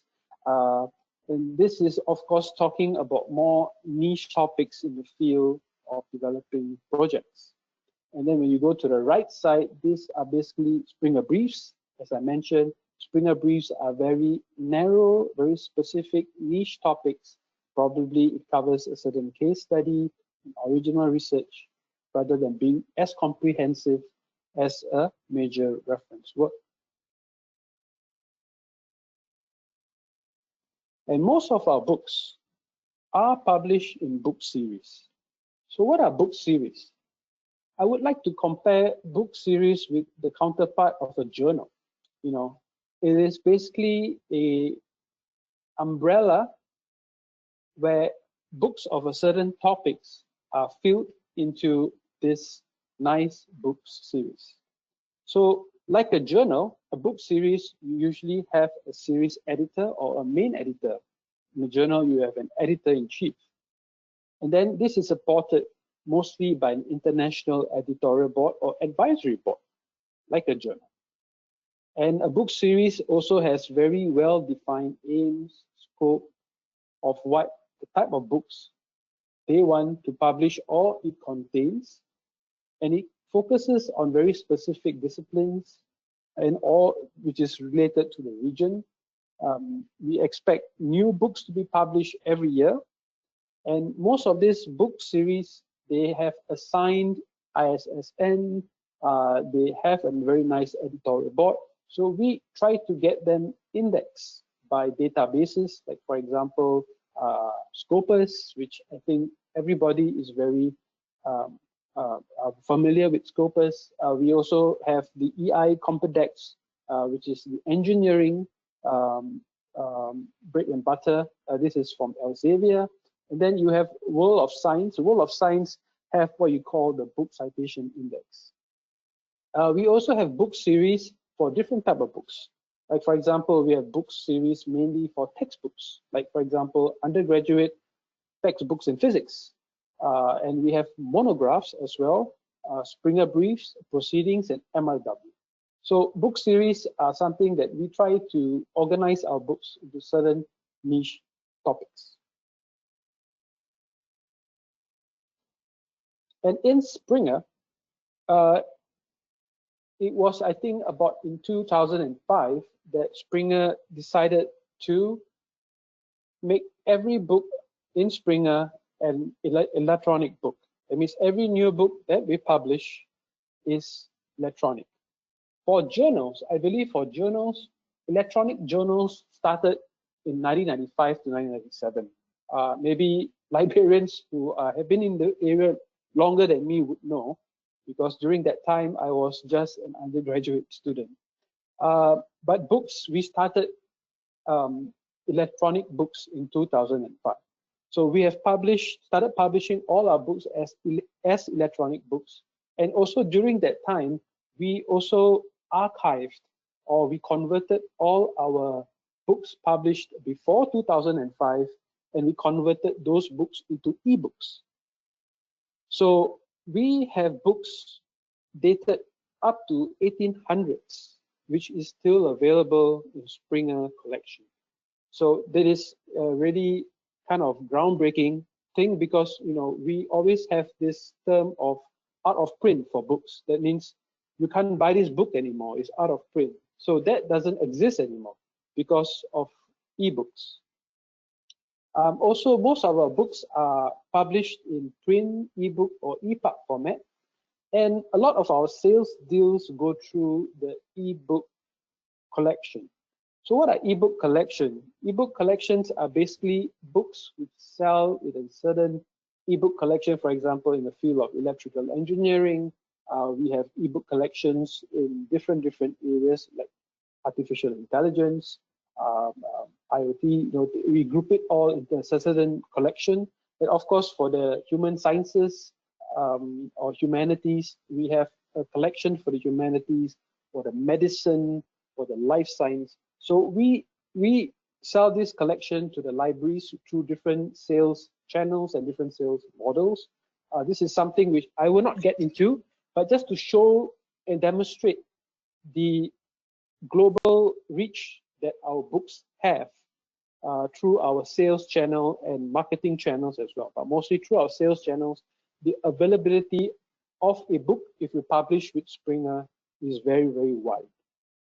I even asked a question once to a sales director, like how many ebook institution sales do we have? And he told me is a lot. He doesn't have the answer, but he told me it's more than 1,000. So if you do publish a book with Springer, it's available globally. Another thing that we do very well is search engine optimization.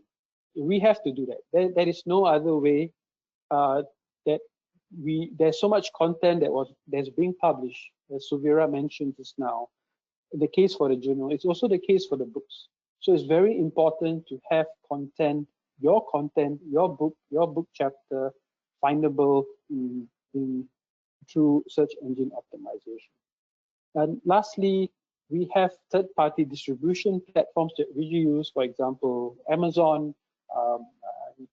We have our Springer books available as well on those platforms. Just some features that I like to talk about for Springer eBooks. Springer eBooks, there's no digital rights management, no DRM. So what does that mean? That means there's no restriction on printing, saving, or copying. Users can download the entire ebook in one click or by chapter. Every chapter is assigned a DOI, which means that you can easily cite the chapter directly. Of course, our books are indexed by Scopus, EI Compedex, and Book Citation Index.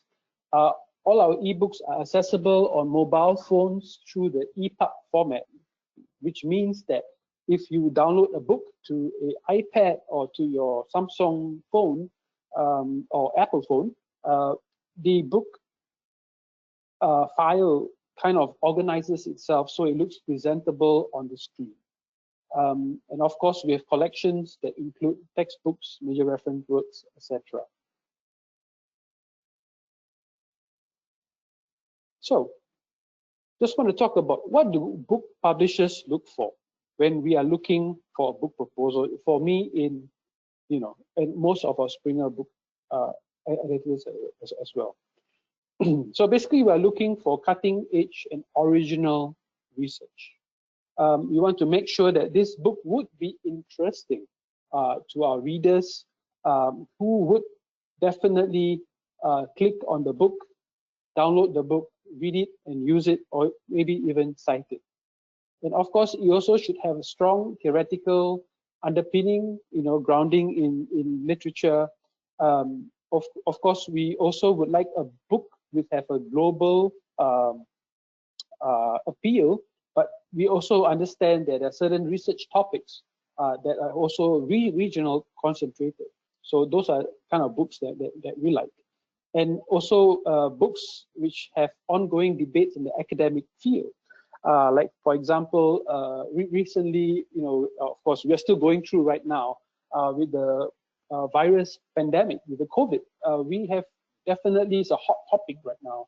So we are receiving many book proposals from different areas, talking about the social aspects of the virus, talking about the medicine developed, talking about the technology, talking about the health informatics involved.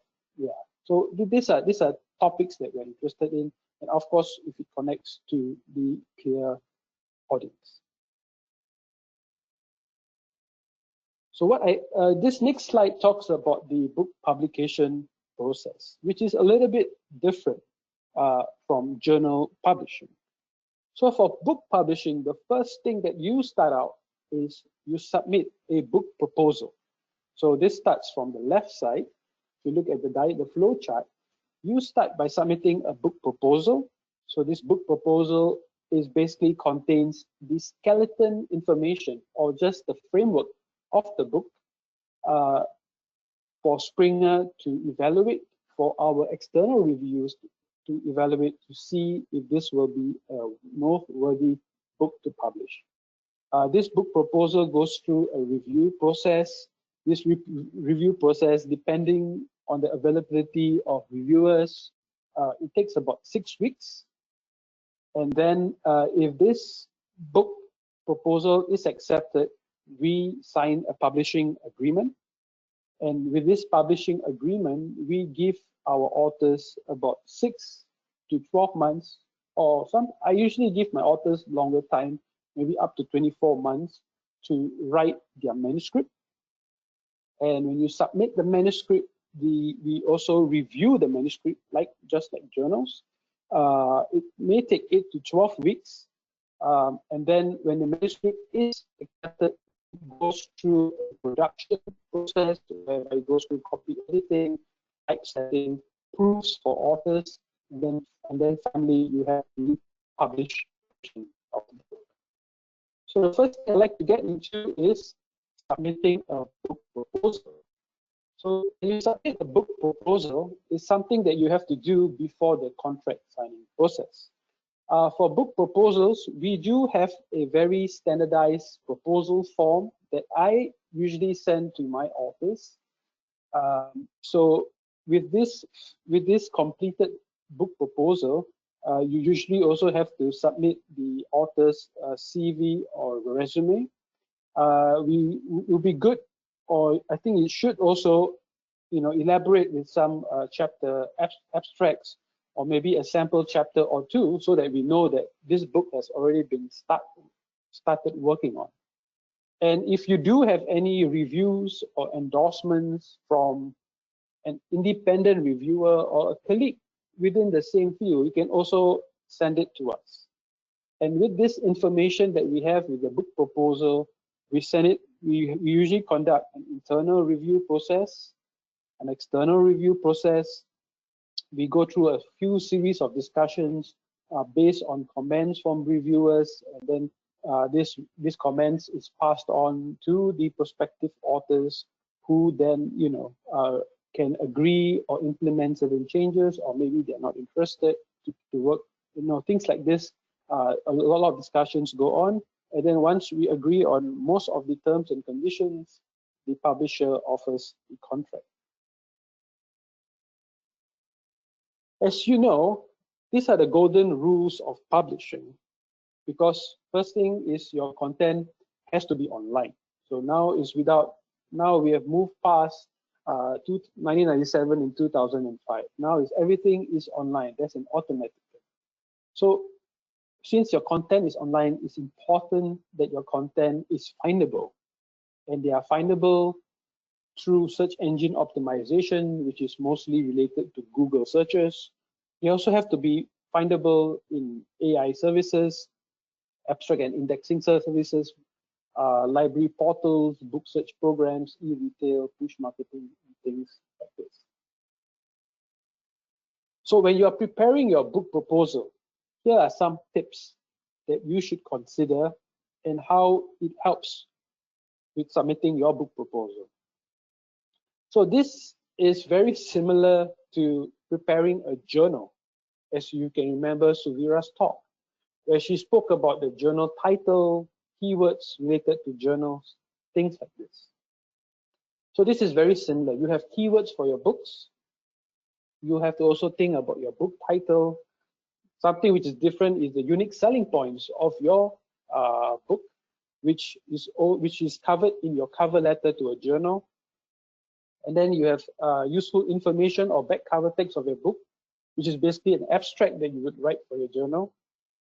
And last but not least is the author background.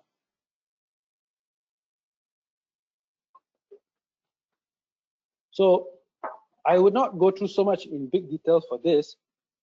Suvira already went through, but I think the main key thing that I want to say on this slide is that keywords are very important to tag to your journal article, your book, or your book chapter. So you should really consider when you are trying to choose keywords. Like for example, the left side is probably the very bad example of using keywords. Single word keywords like religion, or governance, or Indonesia, or welfare. Sorry. These are really, really very generic terms. You need to come up with at least 2 to 3 keywords that will help your user or the reader find your article. You can think of it as as a user who goes onto Google and he's searching for a book in the area of China's economic new normal. So what are the keywords that your author will be writing? Maybe he would be thinking about, oh, I should write on China's economy. That's a book that I need. So when he types China economy, you would want him to come across your book. So you should have China's economy as one of the keywords. So these are the things that you have to consider. And book titles as well. Book title is very important to making sure that it's search engine optimized. You can use some of the keywords that you use in your list of keywords in your main title. For example, like just now I mentioned about China's economy, or like for example that you have examples in this slide where it talks about climate change on young people in small island communities. So you can pick up some of these words on your title and use it as your keywords as well. I think that's okay. And you should make sure that your title is not too long. Make sure that it's within 65 characters. I think it's okay. And sometimes I receive book proposals whereby authors come with very interesting titles, very catchy, but they don't exactly explain what the book is about. Like for example, in this slide, if you look at the book on the left, the attribute of water. So this is my author. When he first submitted the book proposal to me, the title of the book was The Soul of Water. And I looked into the book and he talked about hydrogen bonding with oxygen and things like this. And I was like, okay, this doesn't really talk much about the soul of water, because people might think the soul of water is something more abstract, more on the humanities side, while you are talking more on the bonding. So I had to talk to him, and eventually we came up with the attribute. I'm not very happy with it, but I still make sure that the subtitle had the relevant information for the book. Unique selling points are really important as well, because these are basically the marketing texts that will be available on Springer.com and also on Amazon.com. So if you ever look at a book website on Amazon or Springer, you will see that there's a very short USPs written there. This is basically to differentiate your book from the competition. You have many similar book titles in your list, and this is basically just to make sure that your book stands out from the rest. Short text or abstract writing of the book, this is important because most of the time, just like journal articles, people will only read this section of the book and nothing beyond that. So you want to attract readers, you should make sure that the information text is well written. It gives you an accurate summary of your research. It gives the conclusion. It describes methods, summarizes the results. And these are really, really important. And you have to make sure that it's well written. Biography is important as well. Sometimes I see a book title, I'm like, yeah, it's interesting, but who's the author? Is he competent? Is he the right person to be writing this book, to be teaching me on this topic? So yes, please include your biography. Don't be shy, about it. Make sure this is a good chance for you also to market yourself for potential opportunities. So please also provide this. Peer review process, as Suvira mentioned just now, this is bread and butter for academics. Publishing, we have to go through constructive scrutinization. This is to help your manuscript, your research, your book, and it also helps the field. So this is very, very crucial as well. Just some do's and don'ts for proposal submission. We do allow our authors to suggest peer reviewers. I think that's okay, because sometimes I'm not the subject expert in the field, but sometimes I appreciate some feedback from the authors.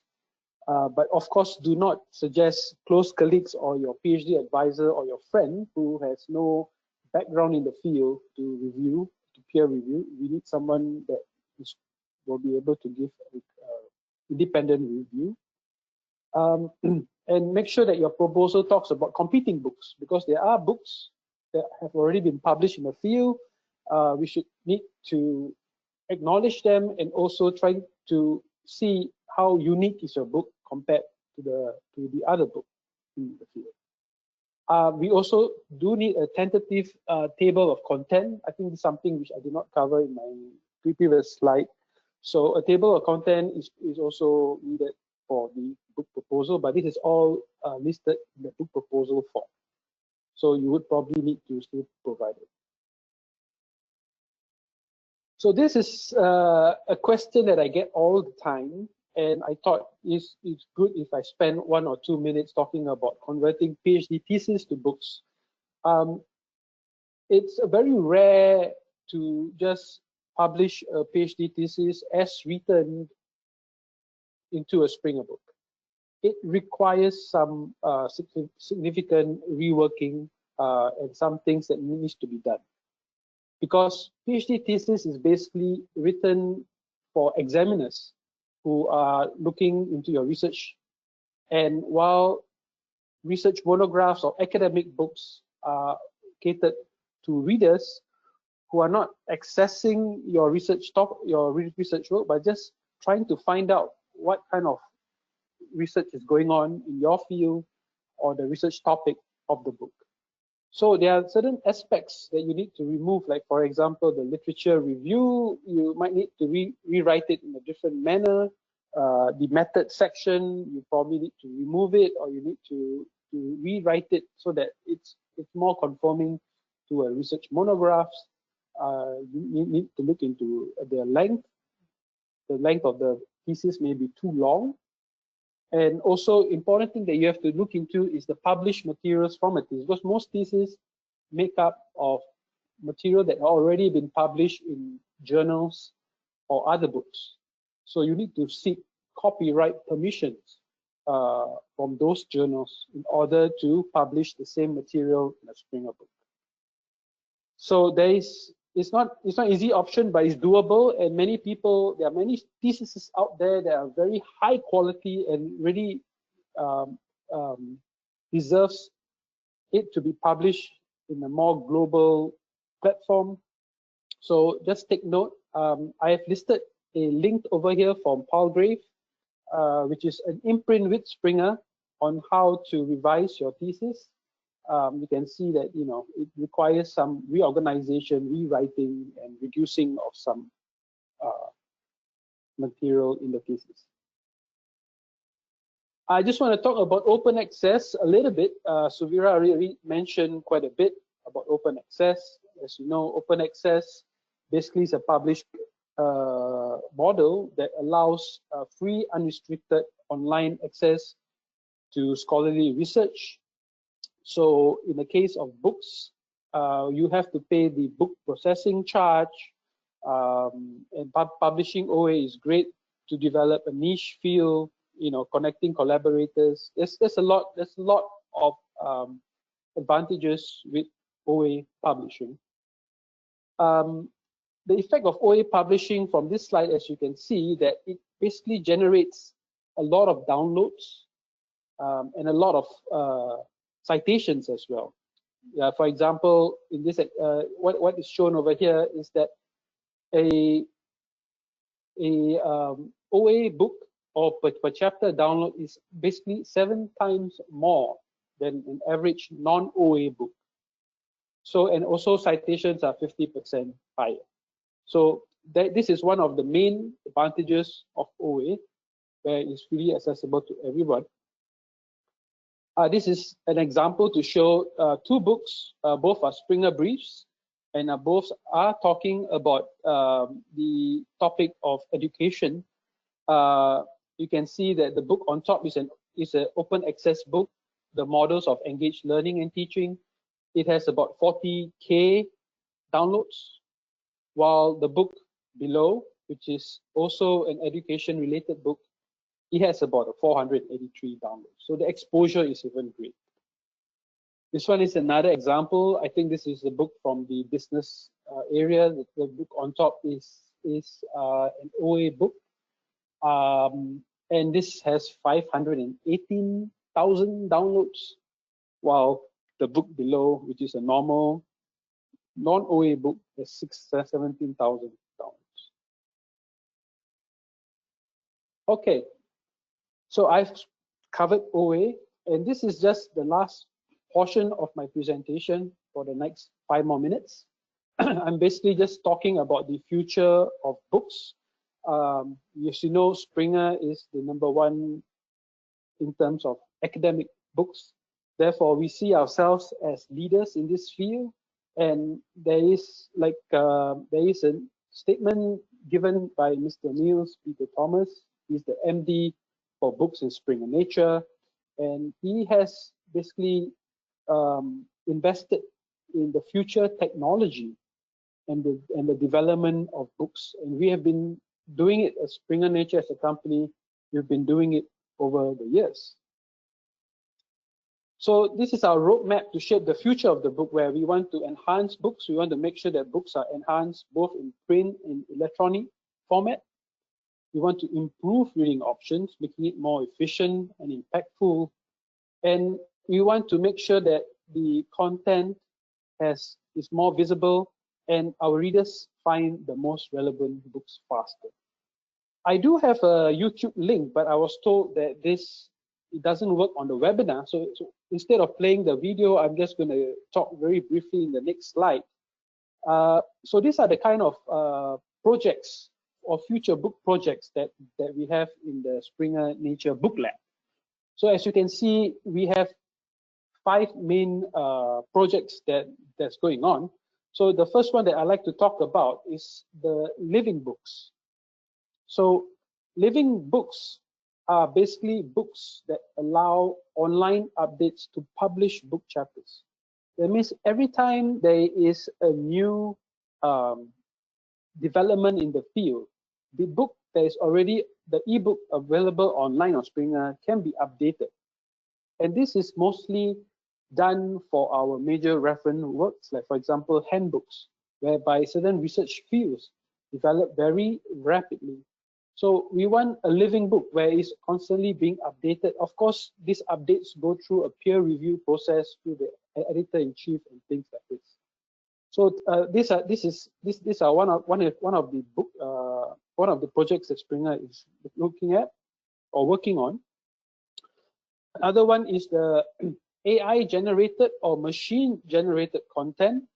In April 2019, Springer developed our first machine generated book on lithium ion battery. It basically a machine generated overview of the latest research in this field. And this book is very popular. Many people are amazed by how a computer or machine AI is able to author a book. So this is one of the projects. Also, we look at social reading, where we would like our books to be linked to social media for readers to get more thoughts, discussion, and things like this on social media. Print and ebook integration, whereby you have more data or more electronic resources integrated with the book. For example, when you're looking through an ebook, you can click on a certain link and it plays a video, or it shows a certain data, or it shows a certain simulation and audio, something interactive, all integrated into the ebook. So this is something that we're looking at. So like every book will come out like an app in that sense. We are also looking to integrating such interactive textbooks as well. Like for example, the MOOC, whereby you have embedded links directing to online courses, and these are all projects that are in the pipeline. And lastly, we looked at also on online distance learning, which is really important. We have an online learning platform called iversity. I think this especially in the situation with the pandemic, whereby most of classes are done online from home. So this is something that we definitely are looking into as well. Another interesting thing that I like to show is, which was demonstrated in the Frankfurt Book Fair, basically integrating virtual reality with our books. As you can see, you can put on a VR set and you can start reading your book, looking around, looking at the different pages. So you have a 360 view of a book. So these are all nice, fancy stuff that we are developing in Spring. I also like to mention that we have a huge amount of resources, as Suvira mentioned, for journals. We also have for book authors as well. You can go to our Springer website and access this content. And as choosing the right publisher is critical. For example, Springer, we are definitely evolved in developing new technology for the electronic world. We are always looking for new sales channels to make sure your work is distributed worldwide. We have a reputation, a good team of professionals, and we provide support at all levels. With that, I'd like to show you all a little infographic that Springer has made, the books team have made, which is called The Wonderful World of Book Gardening. It's basically a flow of how a book is conceived. For example, you can see that everything is below earth and above on the land. And on the land, you have a library on the top right corner where people go in and they plant an idea for a book. And then you can see some researchers doing research on the left, people being creative about the kind of book ideas that they want to develop.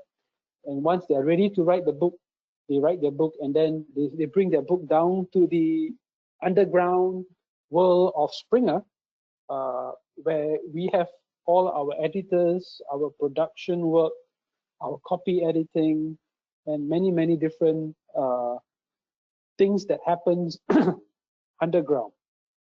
So with that, I will end my presentation and invite questions or comments from the audience. Thank you very much for your attention.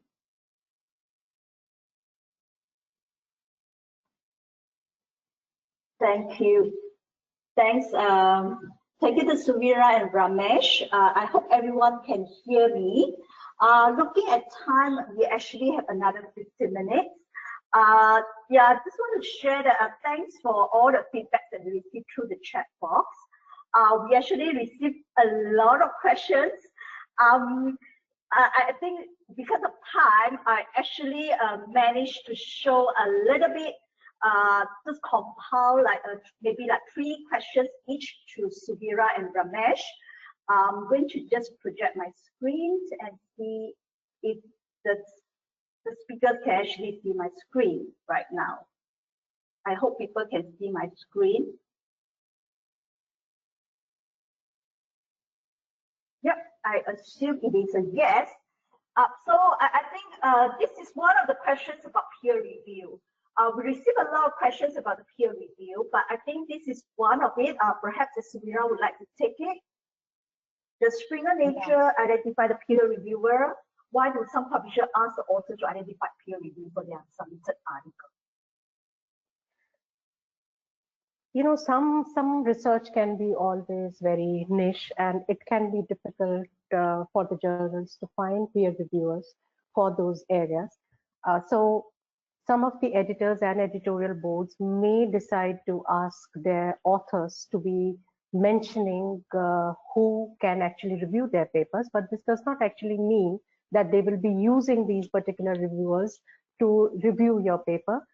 It's a nice way of building their database of peer reviewers, and also to pick and choose among the various options being provided. So it is just that, but it does not mean that the editors or the editorial board is going to actually make use of those peer reviewers. Okay, got it. Now I hope they answer the questions for this. The next questions that I got is actually about authorships. I'm sorry, my screen is actually freezing now. Just trying to show it again. The next question.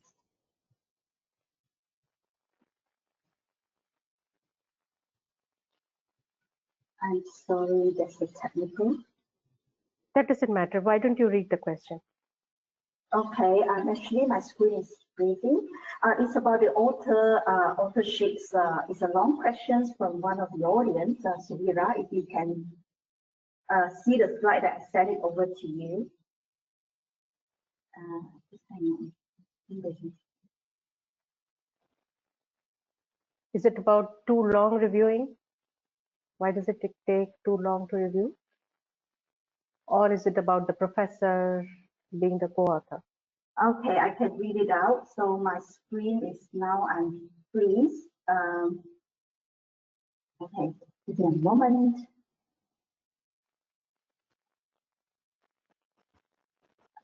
Hey, I hope it works now. I'm sorry for the technical.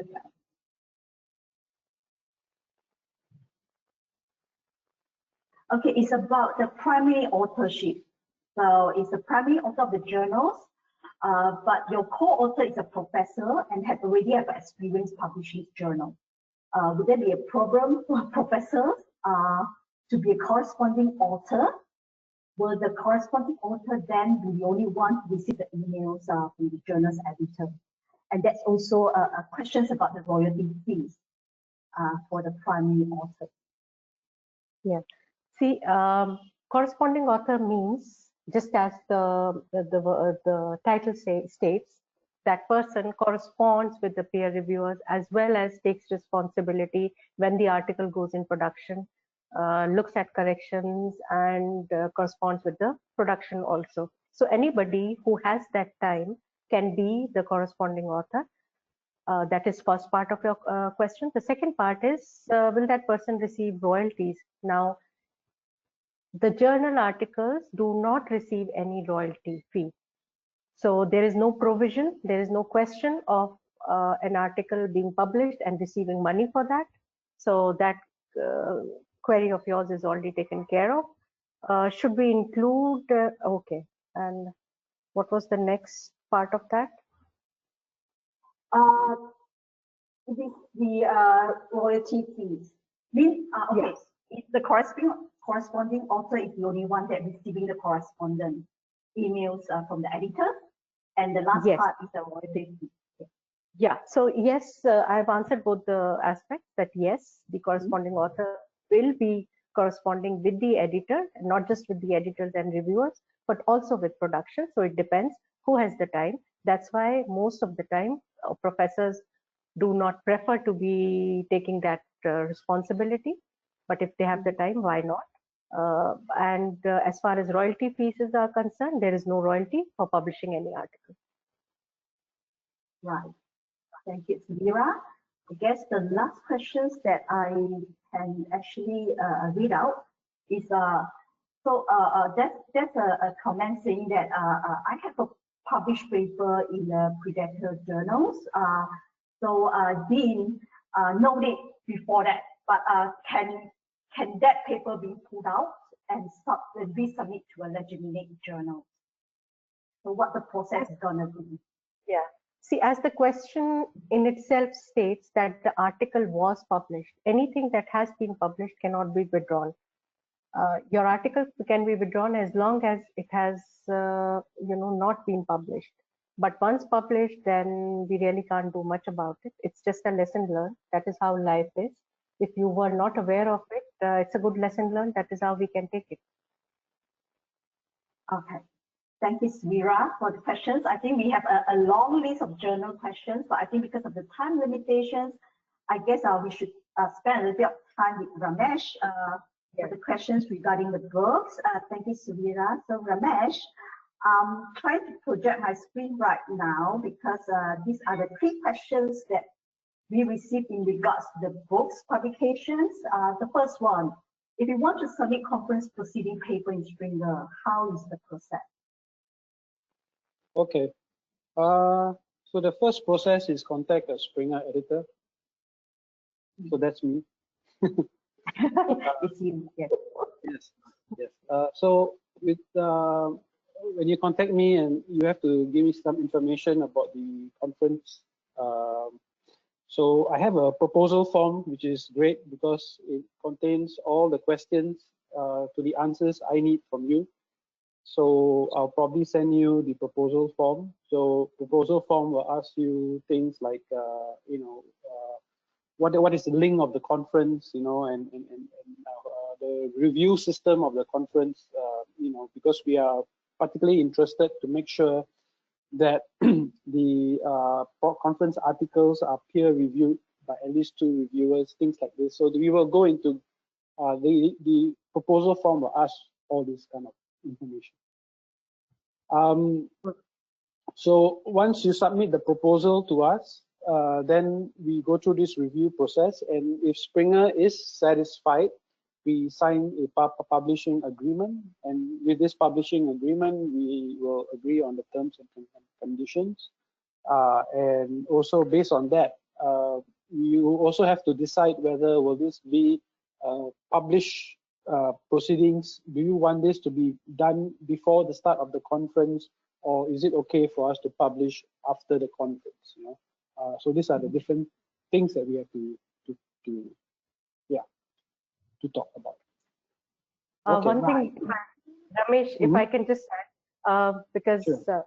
In my earlier role, I was also part of the lecture notes in computer science and various other satellite series. I can tell you that just for reference, that when we are looking at a conference, there are a couple of things that we closely look at. First is that the aims and scope of the conference, it has to be very specific, because broad scope conferences means that peer review can be diluted. When we say that peer review process is very important, as Ramesh rightly said, then how much time you are actually giving for the peer review process. So, and which also means that how many papers you are expecting, and say if you're saying 300 papers will be submitted, then you ought to have at least 2 to 3 months for the peer review process to be completed, because in a conference, it's always very timely from date of submission to date of notification of acceptance is very tight schedule. So we look at that also. So first is aim and scope. Second is the duration given to peer review. Third is who are the people who are involved. It's very, very important. So who are the people who are general chair, program committee chair, because if these people are the ones who are responsible for taking call on the acceptance or rejection of a paper in the peer review process. Besides that, if people have agreed to be in the technical program committee, then did they accept to be in the technical program committee, or the names are simply there. So these are a couple of the things that we look at to ascertain the quality of a particular conference, and where else was it published. If it is a long-standing conference, then where all it has been published, whether or not it is available in DBLP, what has been the response of the researchers towards it. These things are very, very important for the board of a particular conference proceeding series to be taking a call on a particular conference proceeding. Over to you, Ramesh. Yes. Thank you, Sandra, for the additional note. Yeah, Ramesh, would you like to go ahead with the second question, or perhaps the third one? Yeah. Question. Is there a rule presenting drafts from a published article? Okay, you need to apply for permission because the copyright of that draft or that table is already published in I assume in a journal article or even in a book. So there is copyright protection or copyright transfer already to that journal. So you probably need to go to the journal website, and then you probably need to look at the guidelines on how do you go about doing this. So you cannot publish any copyrighted material in Springer books without this, and we will ask you for that. Definitely, when we receive your manuscript, we will ask, oh, this this figure appears to be from a journal article, have you asked them whether is it okay to reproduce it in the Springer book? Yeah. Okay. I think yes. Okay. Third question: does does the book published by Springer have copyright or IPR for each author? IPR. I'm not very sure what is IPR. I guess it's the intellectual property right. Property rights. Yes. Yes. Okay. Okay. Published by Springer have copyright for each author. Well, the thing is, when a book is published by Springer, Springer actually have I think we have new contracts now. So we have what you call the commercial license. So the copyright belongs to the author, but Springer has the copyright license to print, to sell, to distribute, things like this. And of course, if someone else is doing the same thing, like some other person is, trying to commercialize a Springer book, then Springer will take action against that. So this question, I don't think I answered that question. Maybe I didn't understand the question, but yeah. Shall I pitch in? See, the thing is, now what happens is intellectual property right is basically when you are creating any work, whether it is an artistic work, a book, a design, symbol, anything, then you have right over it because it is your intellectual property. So moral intellectual property right is always there with the designer or the owner or the writer or the author of a particular work. However, for a publisher to sell, disseminate, translate, etc., those various terms that we use, as Ramesh was rightly saying, to be able to disseminate, translate, sell, etc., of your work, they need a license. And that license comes with copyright. Now it has changed. We are also talking about license to publish, etc. We are trying to give license to the authors in journals. We are also debating how do we do that in books. So those are various licenses you give. Otherwise, why and how can a publisher sell or disseminate your work over which you have the right? So that is where the difference lies. But the moral right always remain with the author. Okay. Thank you, Suvira. I think I think all the questions are all nicely answered right now. So of course, I think we do have many questions actually in the chat box. So we'll do our best to try to address it to the both speakers of the day. Hopefully, then there will be a follow-ups coming. So I guess before we wrap up the sessions, we really want to thank everyone for attending the sessions. Before we actually release everyone, actually will be very much appreciated if you can answer our survey that's going to send it over to you to help us improve. And I think all the participants could expect an e-certificate to be made available to you after the sessions, as well as the materials that are the link of the recording of these sessions, as well as the PowerPoints like that for the both speakers. We will circulate through your respective registered librarian or the library that you registered your participations in this session. With that, I would like to say thanks. Apologies for some technicals that's happening. So I think all in all, we've been receiving a lot of issues of the technical. We apologize for that. But please help us to improve by answering some of the survey that you're going to receive. Thank you, everyone. I think with that, we will end the session right away. Thank you very much for your participation. Thank you, both speakers and all the team members that helped me to make this happen. Thank you, everyone. Thanks a lot. Have a nice day. Bye. Bye-bye. Thank you. Bye-bye.